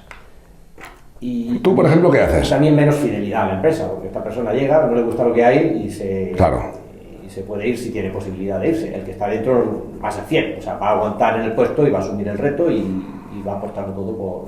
¿Yo qué haría? Si tienes un 7 y necesitas un 10, ¿asciendes al 7 o intentas buscar el 10 Va a fuera? depender de las circunstancias. Es decir, si estoy en una situación de la empresa muy estable, probablemente me la juegue y traiga a alguien de fuera. Para innovar, mejorar e intentar dar el salto. Porque no tienes al 10 en tu empresa. Si tienes al 10, si tengo al 10, el de dentro, Bueno, siempre. No, ahí no ha lugar a la pregunta. Pero si tengo un 7 y de fuera puedo obtener un 10, me la juego. Si la empresa está en una situación estable. Si la empresa está en una situación inestable, no le añado más riesgos a la empresa. De la disrupción de una persona que viene de fuera, además, si estamos en un momento de transición, si hay una crisis, si el mercado no va bien, si las finanzas no van bien, ahí no me la juego. Ahí prefiero el 7 y asegurar y quedarme como estoy, en ese sentido. Pues quizá eso sería lo determinante, el momento de la empresa. Yo, hablando de mi experiencia, está muy bien porque mi experiencia es justo la contraria, ¿vale? O sea, nosotros hemos trabajado siempre, de hecho, con gente de dentro. De hecho, hace poco alguien que estábamos hablando y digo, pues ahí está tal que es Exclica, y dice, tú lo que tienes es una cantera. Y digo, no, yo lo que tengo es una empresa de servicio por proyectos, además, no por cuota, en la que hemos tirado mucho de gente joven y no siempre he tenido trabajo para mantener a todo el mundo, ¿no? Entonces, nosotros hemos tirado siempre de... también quizá por mi vertiente... Porque recordemos de las 3 salidas que había durante los últimos 15 años en España para los arquitectos. La arquitectura, ¿no? Era por tierra, mar y aire, efectivamente. Entonces, yo, por el hecho de haber sido profe, he tirado mucho de exalumnos y he tirado mucho de gente joven a la que he formado yo. Esa es mi experiencia y creo que tiene sus ventajas y sus inconvenientes. Sus ventajas es que en mi empresa siempre hay un ambiente laboral muy bueno y la gente siempre ha apostado por la empresa. O sea, hay mucho cariño de la empresa hacia la gente y de la gente hacia la empresa. Hay mucho sentimiento de la oficina. Pero luego yo soy consciente de que somos muy endogámicos. Es decir, de que posiblemente hay mucho conocimiento y mucha experiencia fuera que, claro, si solo tiras de gente que acaba de empezar, la experiencia es la tuya, solo la tuya, no te trae la experiencia de otra. Y hace relativamente poco, los últimos 5 años, hemos empezado a incorporar perfiles de fuera. Algún perfil mixto, algún perfil que ha estado conmigo, se fue y ahora ha vuelto, y eso ha sido una maravilla. Eso ha sido, vamos, mi jefa de estudio es así, entonces ha aportado lo mejor de los dos mundos. La conozco desde primero de carrera. ¿Y por qué? En otra empresa y luego te la vuelves. Vamos a decir un poco eso. ¿Y por qué se fue?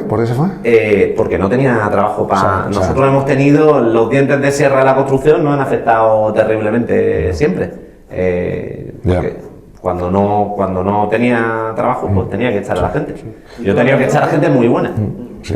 Y lo que he visto fuera, las empresas grandes en general tienen aversión a cambiar los equipos. Yo he visto empresas grandes que de tener un 9, tú que has hecho la metáfora de que de bueno es el empleado, y tener un equipo, se le acaba el trabajo de este equipo y cambian todas las fichas. No dicen, venga, a este le meto en este lado porque este es un 9 y aquí tengo un 6. No.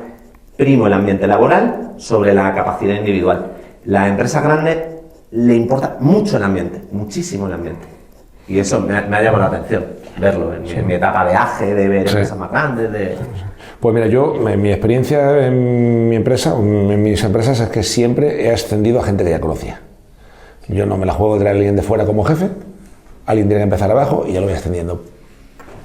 ¿Lo he hecho bien? ¿Lo he hecho mal? Pues no lo sé.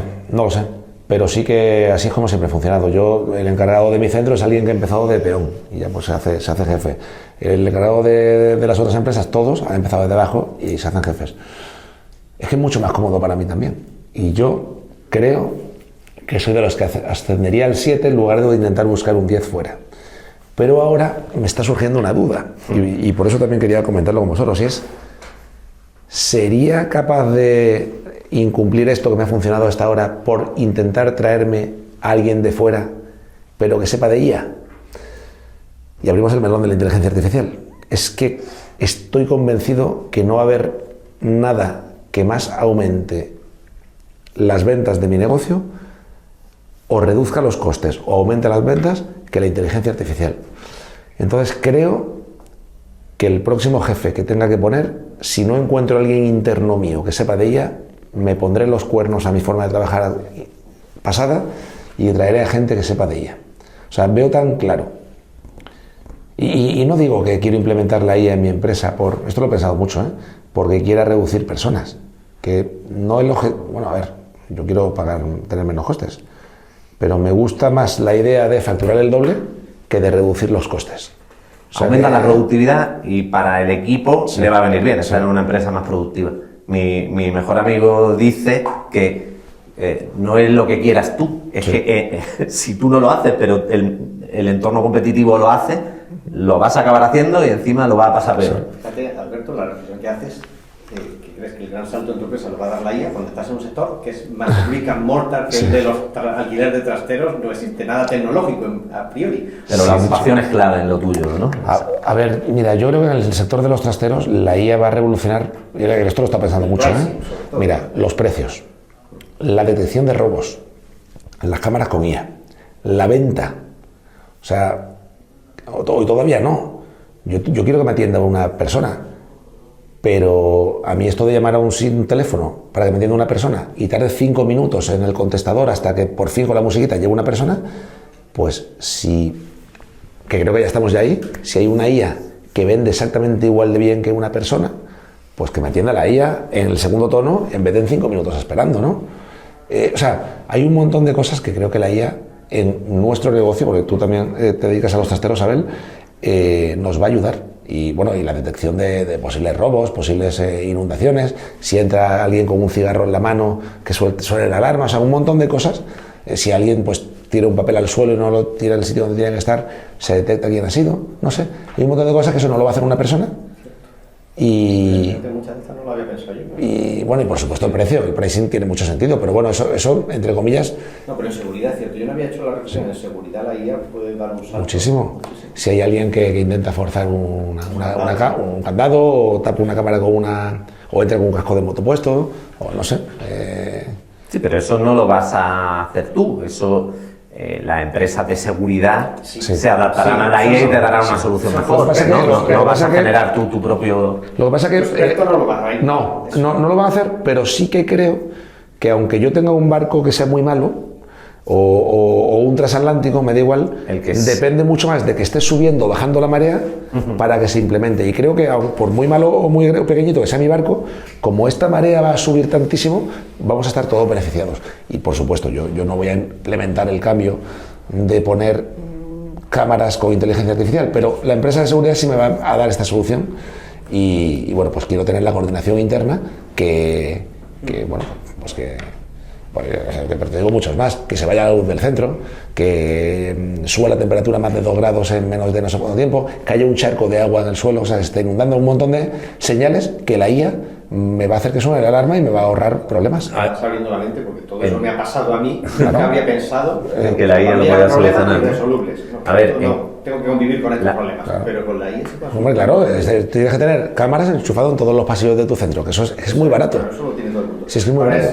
Que las cámaras tengan la calidad y la tecnología que permita todo eso. Que te avise. Sí. Seguro que la tecnología existe. Es que detectar un charco eso de ya agua... pasa. Yo vi hace nada lo de las cámaras que te dicen cuando alguien en una habitación de hospital se ha caído o está de pie. Lo mismo. O está, ¿sabes? Ahí. Pero en general yo creo que en aquellas cosas, vamos a ser muy abstractos, en los que tú puedas generar un entorno en los que la retroalimentación sea un sí-no, o sea, cuando a la IA le puedes hacer un aprendizaje que sea objetivo, o sea, que no dependa de 20 variables, ahí va a evolucionar mucho. Entonces, igual que, por ejemplo, en las reservas, pues en menos de 2 años vamos a ver que las reservas ya se hacen con IA, que ya no las vas a hacer tú, se la va a pedir a un agente y te va a devolver el mejor precio. Porque son cosas que tienen una retroalimentación directa. Pues la ahí... comercial. Sí. ¿Eso existe ya? Pregunto, que la IA permita externalizar la atención comercial automatizada. Sí, eso existe. Hay una empresa que creo que se llama Klarna. Klarna lo ha hecho. Klarna es una empresa que lo ha hecho. Klarna es como un Stripe, un sistema de pagos. Y lo que hace, bueno, creo que te hace la fracción, tú te compras lo que sea por internet, pues con Klarna te lo financia, ¿no? Es una especie de tipo Stripe. Y creo que ha reducido un montón de empleados por IA. O sea, el call center... Sí. y solamente cuando se atasca la máquina ya le llama una persona, y no sé si han tenido que han reducido a 8 de cada 10. O sea, algo tiene así. Una voz artificial y todo para que... Sí, bueno, que estás hablando con... Eso, métete en HeyGen y te vuelves loco. O sea, las voces... O Sésame para que veas... O sea, que tú ya no distingues que es una persona o que es una máquina. Habla con dejes de sensaciones de... ¡Ah! Sorpresa, incredulidad. Necesitan detrás un desarrollo tecnológico, que todo el software de gestión esté conectado a la IA para disponibilidad de trasteros, precios... Y... Sí. Pues mira, una de las cosas que yo escuché el otro día es que Darío Amodei, que es el CEO de Anthropic, ¿no? Uno de los líderes de inteligencia artificial, de hecho este estaba en el proyecto inicial de OpenAI y se externalizó y montó la competencia de ChatGPT, se llama Anthropic, ¿vale?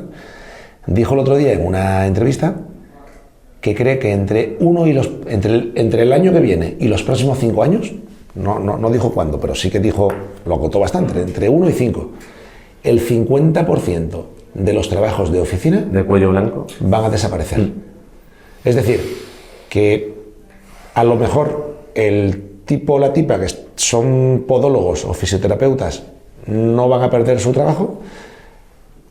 A lo mejor el tipo o la tipa que está en una oficina con 20 años de antigüedad en España no va a perder su trabajo. Pero, perdón, has hablado de podólogos. El podólogo no, pero el podólogo, como está una hora solo ocupado de un pie, suele tener al lado a una persona para llevar la administración. El 50% va a ser esa persona. Claro. ¿Sabes? Justo. Lo que están delante de un ordenador, sí. Pero claro, pero a lo mejor mi amigo de 50 años no perderá su trabajo, pero mi amigo de 20 que se va a incorporar al trabajo, al mundo laboral, ese sí que no va a encontrar trabajo, por lo menos de ordenador, porque no va a hacer falta. Entonces, claro, si esto se cumple, estamos hablando que yo creo que es una bestialidad, el 50% de trabajos de ordenador que se pierdan. En España hay 20 millones de empleados, 21, de los cuales el 70% es sector servicios. O sea, 14 millones es sector servicios. ¿Cuánto se habrá delante de un ordenador? Según este tipo, el 50% van a la basura. Que como que sean 2 millones, claro, que 1 millón vayan a la basura, eso es un salto es de que ya no, si hablamos de una pero ya no persona solo, de 20 millones, sí. Este hizo el número y decía que iba a subir un 16% el paro en Estados Unidos. El tema de Waymo, pasar del 5 al 20% de paro. ¿El caso de Waymo lo conocéis? Sí, los coches autónomos que están quemando ahora en Los Ángeles, ¿no? Pero es que los coches autónomos hicieron la curva de esto era lo que facturaban en el año tal, esto lo que facturan este año, esto lo que... En 2030... se espera que hayan copado el 50% del transporte de los Uber, Cabify y tal en Estados Unidos. Eso es una barbaridad. Y es porque te ahorras al taxista, ¿no? Claro, y es porque ya no hace falta conductor. Ya la tecnología permite que no haya conductor. Google, o sea, Waymo es Google, ¿vale? Sí. Pues Google lo hace con ¿cómo se llama esto? Con láser, con un sistema que no tiene el problema, o sea, hace poco ha salido lo de que un Tesla se ha estrellado en un atajo, en una puesta de sol, porque claro, si lo haces por cámaras, cuando te vas a un contraste total, no ves nada. Pero ellos lo hacen ahora no me acuerdo el nombre de ese láser, que está en todos los iPhones. ¿Tú tienes el iPhone este láser es el que usan ellos para saber la distancia a la que están de las cosas, y es muchísimo más seguro que un coche normal. Ha salido una foto icónica de un mexicano encima de un Waymo, que es como, estos nos están quitando el trabajo a nosotros. Y por supuesto, el error humano es menor que el error de la máquina. El error de la máquina es menor que el error humano, si no tendría sentido. O sea, todos los conductores. Y piensa el reciclaje de un conductor. Estadísticamente va a haber muchas menos posibilidades de accidente que con los errores humanos. Porque el error de la máquina es mucho más inferior al error humano. Pero el humano tiene un problema de salud, o un problema mental, o se duerme. Aquí está la profesión de ascensorista. Claro, esto sabéis que estuvo durante 5 o 10 años. Estuvo ahí porque la gente no se fiaba de montarse dentro de un ascensor sin nadie que entonces había un ascensorista en cada ascensor porque la gente no se montaba, le daba miedo. Acabo de darme cuenta de un error. Para que nos acostumbremos a un salto cultural. Esto, ya que estamos llegando al final del episodio de hoy, lo podemos engarzar con lo que hablábamos al principio de la ganancia de productividad, que llevamos muchos años siendo mínima. Pues esto puede suponer ganancia de productividad. Aquí hemos puesto sobre la mesa porcentaje, que es el 5, que es el 16%. Se trata ahora de que... Eso de paro. De paro. Que Sí, según hombre dice que va a haber una turbulencia, pero al final será si bueno. hace falta un 5% A ver. de personas para hacer lo mismo, es una ganancia de productividad del 5% para la masa laboral. Correcto. Se trata ahora de que se distribuya más o menos equitativamente y que no se vaya el 5% a unas pocas manos, sino que esa ganancia de productividad va a ser fácil. Eso no lo tengo yo tan claro. A ver, explícate a qué te refieres con eso. ¿Dices para reducir Por ejemplo, Waymo. conflictividad o...? Waymo va a eliminar pues 100 salarios en una empresa de transporte de personas en Los Ángeles. Se eliminan los salarios. Sin embargo, el coste, una parte de ese menor coste de operar esos 100 coches, ¿a dónde va a ir? ¿A los usuarios que van a pagar tarifas más baratas? ¿O al empresario que va a seguir cobrando lo mismo y va a incrementar su beneficio? ¿Dices al accionista de Waymo? Al accionista de Waymo o al consumidor final. O al consumidor final. Si va un poquito al accionista y más al usuario final, la ganancia de productividad se distribuirá más equitativamente entre el conjunto de la sociedad. Porque todos esos usuarios que paguen menos tendrán más renta disponible para, no sé, para mil cosas más. Hombre, si va todo al empresario, esta ganancia de productividad con la IA se concentrará en unas pocas La redistribución. Pero Abel, tiene mucho sentido de que se baje el precio del taxi. Depende de la competencia que hay en el sector. Mira, si hay competencia, se bajará el precio. Pues claro, ¿no? O sea, digo, no, es que si no bajas el precio del taxi... En España, en coche... Precio, entonces que me lleve... y tengo miedo de que me lleve una máquina... Se dejarán de vender coches, seguramente, porque como será más barato la carrera, lo lógico es que al final se acerque al coste marginal de comprar un coche. De comprar un coche y al final se comprarán menos coches. Un buen ejemplo de ganancia de productividad. Pero mira, la inteligencia artificial que repercute la ganancia de productividad, yo os voy a poner un ejemplo con el que creo que la explico bien, que la gente lo entiende, porque al final cuando hablan macro es más difícil entenderlo, pero la San Miguel de Málaga, hace 100 años, eso ya lo tiene todo el mundo. Ahí había 1000 tíos para sacar la cerveza, y entonces la cerveza era más cara y la gente que trabajaba allí ganaba menos. La San Miguel hoy, 200.000 máquinas y 3 operarios. Dice, vale, se ha perdido trabajo, pero ya estarán trabajando en otro lado, se ha redistribuido. Pero los de la San Miguel, esos 3, viven de puta madre porque están en una empresa que gana mucho dinero. Y el que compra cerveza la compra más barata porque sale más barato producirlo. Y ahí gana todo el mundo. Pues un país lo que tiene que aspirar es a que haya muchas San Migueles. Menos a cortar la cabeza. Menos a corto plazo los 998 que se van. Va a haber turbulencia a corto plazo, pero a la larga, con la redistribución, será bueno para la sociedad. Pero lo mismo pasó en los ejemplos que poníamos antes, cuando llegaron las máquinas de construcción. Pues sobró un montón de gente y tuvo que reconvertirse y buscar trabajo en otros sectores. Pero Abel, vamos a elaborar un poco. A ver, o sea, ¿tenéis claro que ese 50% de gente que trabaja delante de un ordenador, en caso de que se cumplan las predicciones de Darío Modell, que igual no se cumplen, pero vamos a suponer que se cumplen, y que la IA quita el 50% de los tíos y de las tías que trabajan delante de un ordenador, y de repente en España pues pasamos del 11 o 15% de paro que tenemos ahora al 40% de paro, o al 30%, ¿no? A corto plazo. ¿Tenéis claro que se van a crear tantos empleos por otro lado? En algún momento sí, el valor, eso se lo escucha un economista, el valor cuando cambian las condiciones de contorno, el valor aparece en otro lado, pero siempre hay un sitio en donde se puede atacar y se generan otra serie de profesiones que ahora no existen.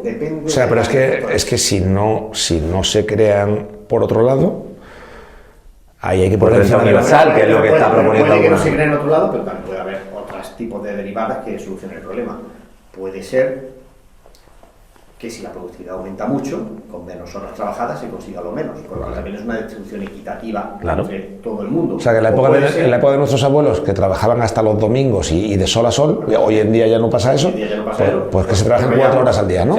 Se ha hablado, hace poco en una tertulia, escuché que en esta hipótesis que estamos hablando aparecerá el sello de sostenibilidad laboral, es decir, que la gente comprará antes los productos de las empresas que generen más empleo. Es como una especie de plan privado. Eso va contra la lógica del mercado. Pero, eso es un freno al incremento de productividad. ¿Y tú conoces a alguien que compre una camiseta hecha a mano por 100 euros en vez de una por 6 euros hecha por una máquina en Primark? Es que los súper ricos, pero...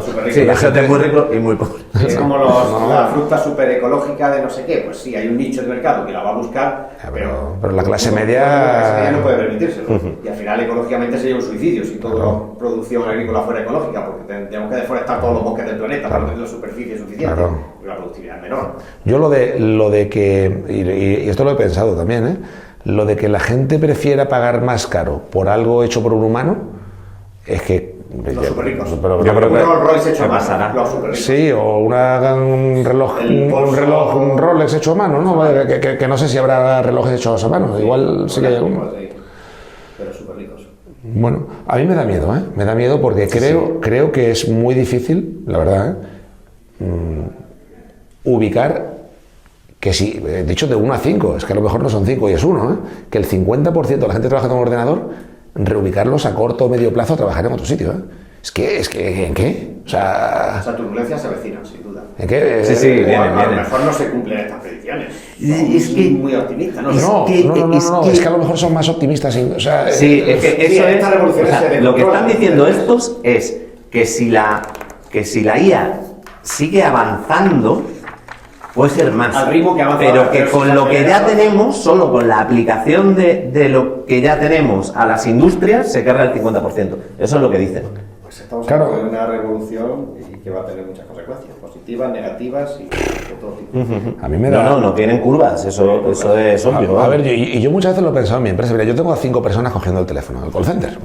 En la habitación de al lado, que es el call center de mi empresa, tengo a 5 personas.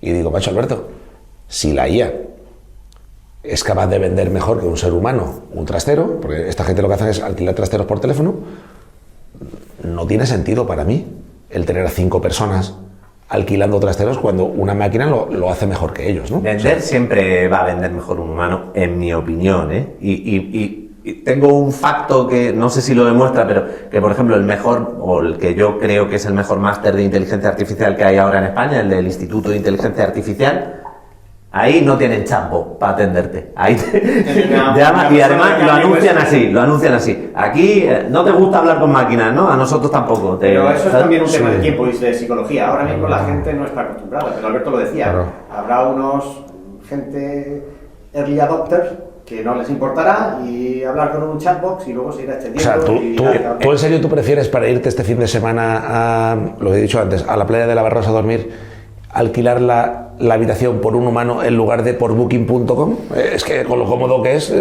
¿prefieres en serio hablar con un humano? O sea, es que me parece una pérdida de... Me da una pereza hablar con un humano para alquilar una habitación doble. ¿Una habitación doble? O sea... Y a los jóvenes más, que no les gusta hablar por teléfono. Igual tienes razón, no sé. O sea, que no sé. Claro, bueno, claro, yo es que vendo servicios. Claro, tú vendes producto y yo vendo servicios. Entonces, para mí es tan impensable que yo pueda vender sin haber vendido la burra yo hablando y explicando que soy... ¿Qué puede hacer la IA por mi restaurante? A mí ahí no se me ocurre nada. ¿Que no? En un restaurante necesito camareros que monten los platos y que los lleven a la mesa. Un segundo, perdona.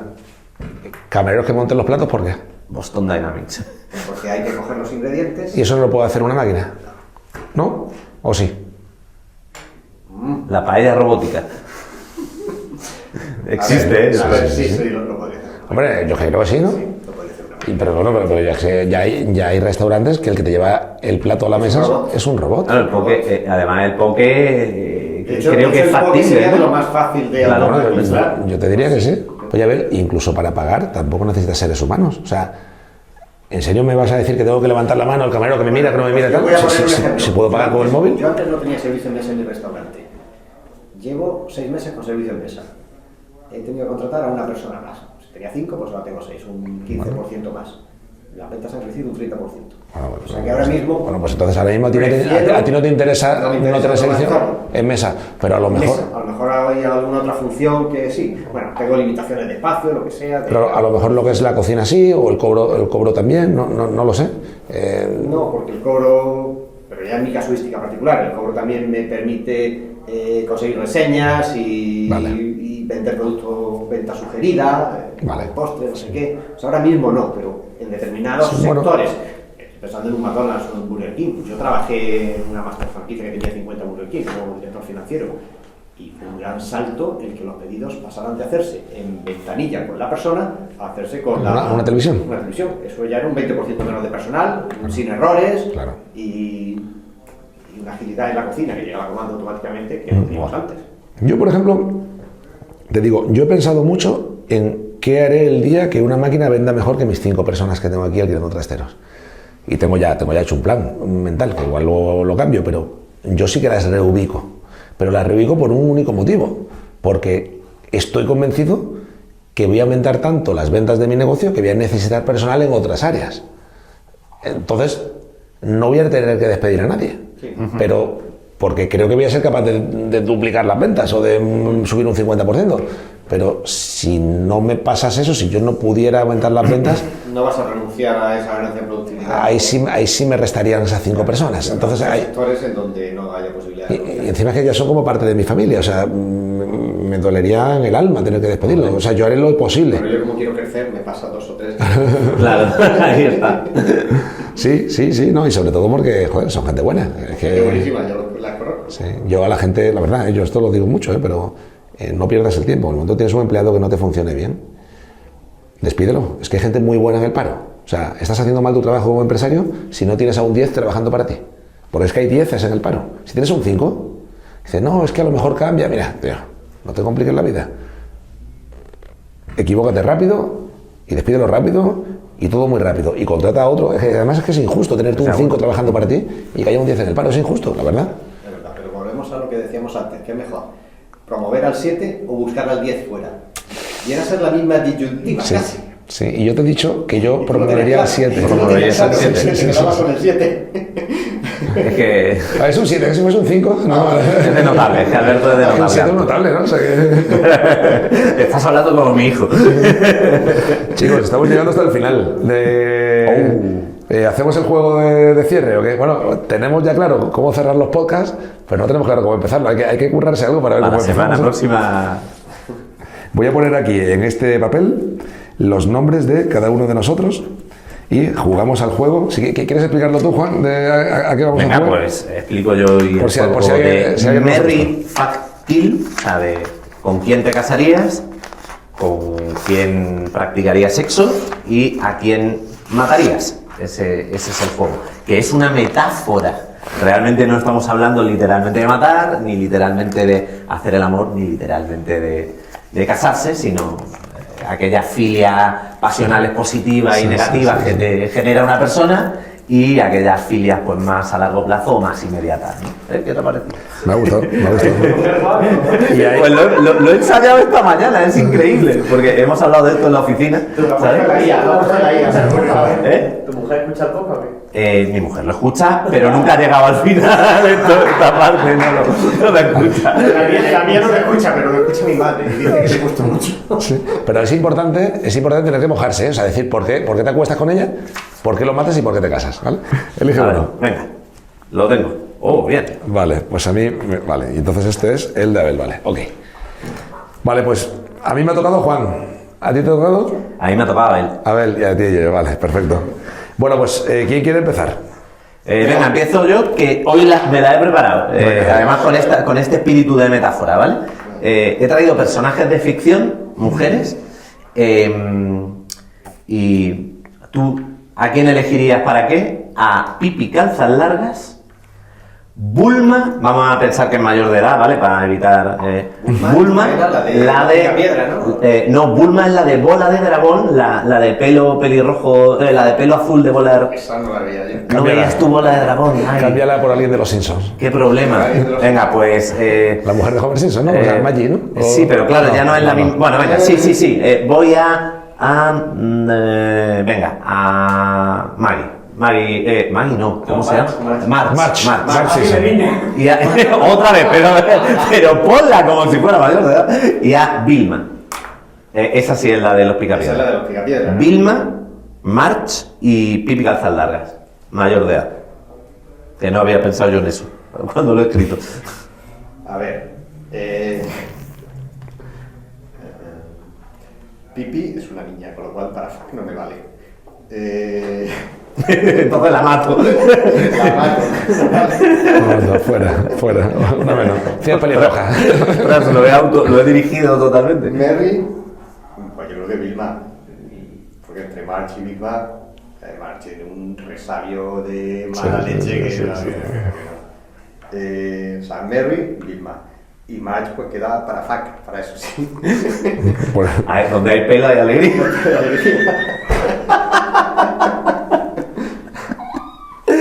Ay, pues perfecto. Bueno, ¿ataco yo? Venga, dale, Juan. No, yo voy a por ti. Vale. Yo ya sé que la actualidad no casa bien con nuestro podcast, pero no me puedo resistir. O sea que mis personajes, Alberto, son Coldo, Ábalos y Cerdán. Cerdán, tío. Vamos. Joder. Tío, yo mato a Coldo, macho. Yo mato a Coldo, tío. Este hombre era el típico abusón, ¿no? Era portero de discoteca, era el que conseguía puticlute. Yo mato a Coldo. A mí Coldo no me representa en nada. Creo que es el típico tío en el que no me caería bien nunca. Sin embargo, Ábalos, que todo el mundo le critica, tengo ahí un sentimiento encontrado porque me parece, cuando lo he visto, en la distancia corta, me parece el típico español este de los 50, de los 60, es Torrente. Entonces te diría que con Ábalos creo que me reiría mucho, como Torrente. Sí, de hecho Ángel lo ha dicho. Me caso con Ábalos, tío, Y me tiro a Cerdán por descarte, porque Cerdán más feo no puede ser, pero... por descarte. A ver. ¿Vale? ¿Te he respondido o no? Me ha respondido, perfecto. Vale. Además yo creo que habría dicho lo mismo que tú. Sí, vale. A ver, un segundo, Juan. ¿Te acuerdas de la época del Madrid y del Barça cuando éramos pequeñitos? Yo no soy muy futbolero, pero me acuerdo. ¿Te acuerdas? Sí. ¿Te acuerdas? Mira, te voy a decir 3 jugadores del Barça de esa época. Vale, bien. Uno es Romario, que era el brasileño delantero. Sí. ¿Vale?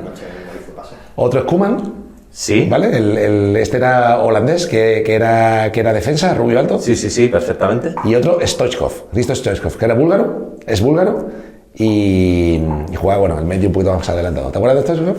De los 3, por supuesto. Vale.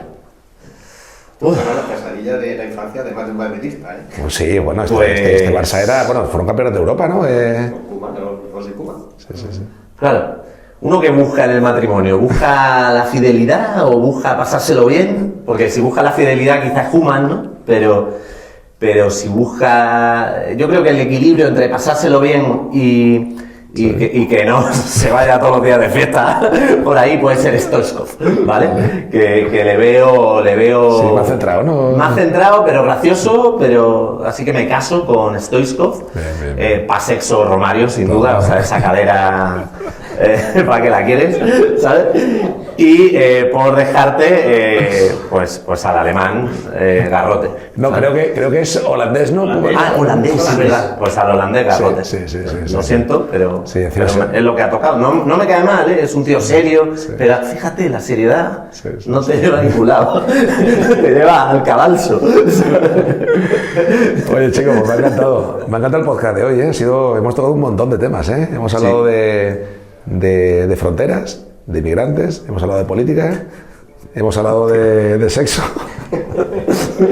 ¿De qué más hemos hablado? Hemos hablado de IA. Hemos hablado de IA, de empleados y recursos humanos. De empleados y recursos humanos. Ya tenemos que hablar de IA y sexo, o sea, de las robopilinguis, de cuando lleguen los robots, y eso es un satisfier. Mi mujer ya me ha dicho que no es un satisfier, que una robota no. Bueno, oye, pues mira, pues creo que es un tema bastante interesante, ¿eh? Sí, eso será un tema. Encima, tenemos la suerte, Juan es muy modesto, tenemos la suerte de estar aquí sentados en esta mesa, posiblemente de las personas que más saben de IA del sur de España. O sea que, bueno, hay mucha gente que sabe. Mucha gente, pero no mucha gente. Yo escucho a los que más saben. Bueno. Eso sí lo intento. Chicos, pues hasta aquí hemos llegado. Un placer. La verdad que nos vemos en el próximo capítulo. Por cierto, si has llegado hasta aquí y quieres que comentemos algún tema, alguna historia en los próximos podcasts, ponlo en los comentarios. Y me comprometo a que si ese tema se repite mucho en los comentarios, la tratamos en el próximo podcast. ¿Os parece? Perfecto. Bueno, y si te ha gustado también, dale a like. Pío, Chao. pío.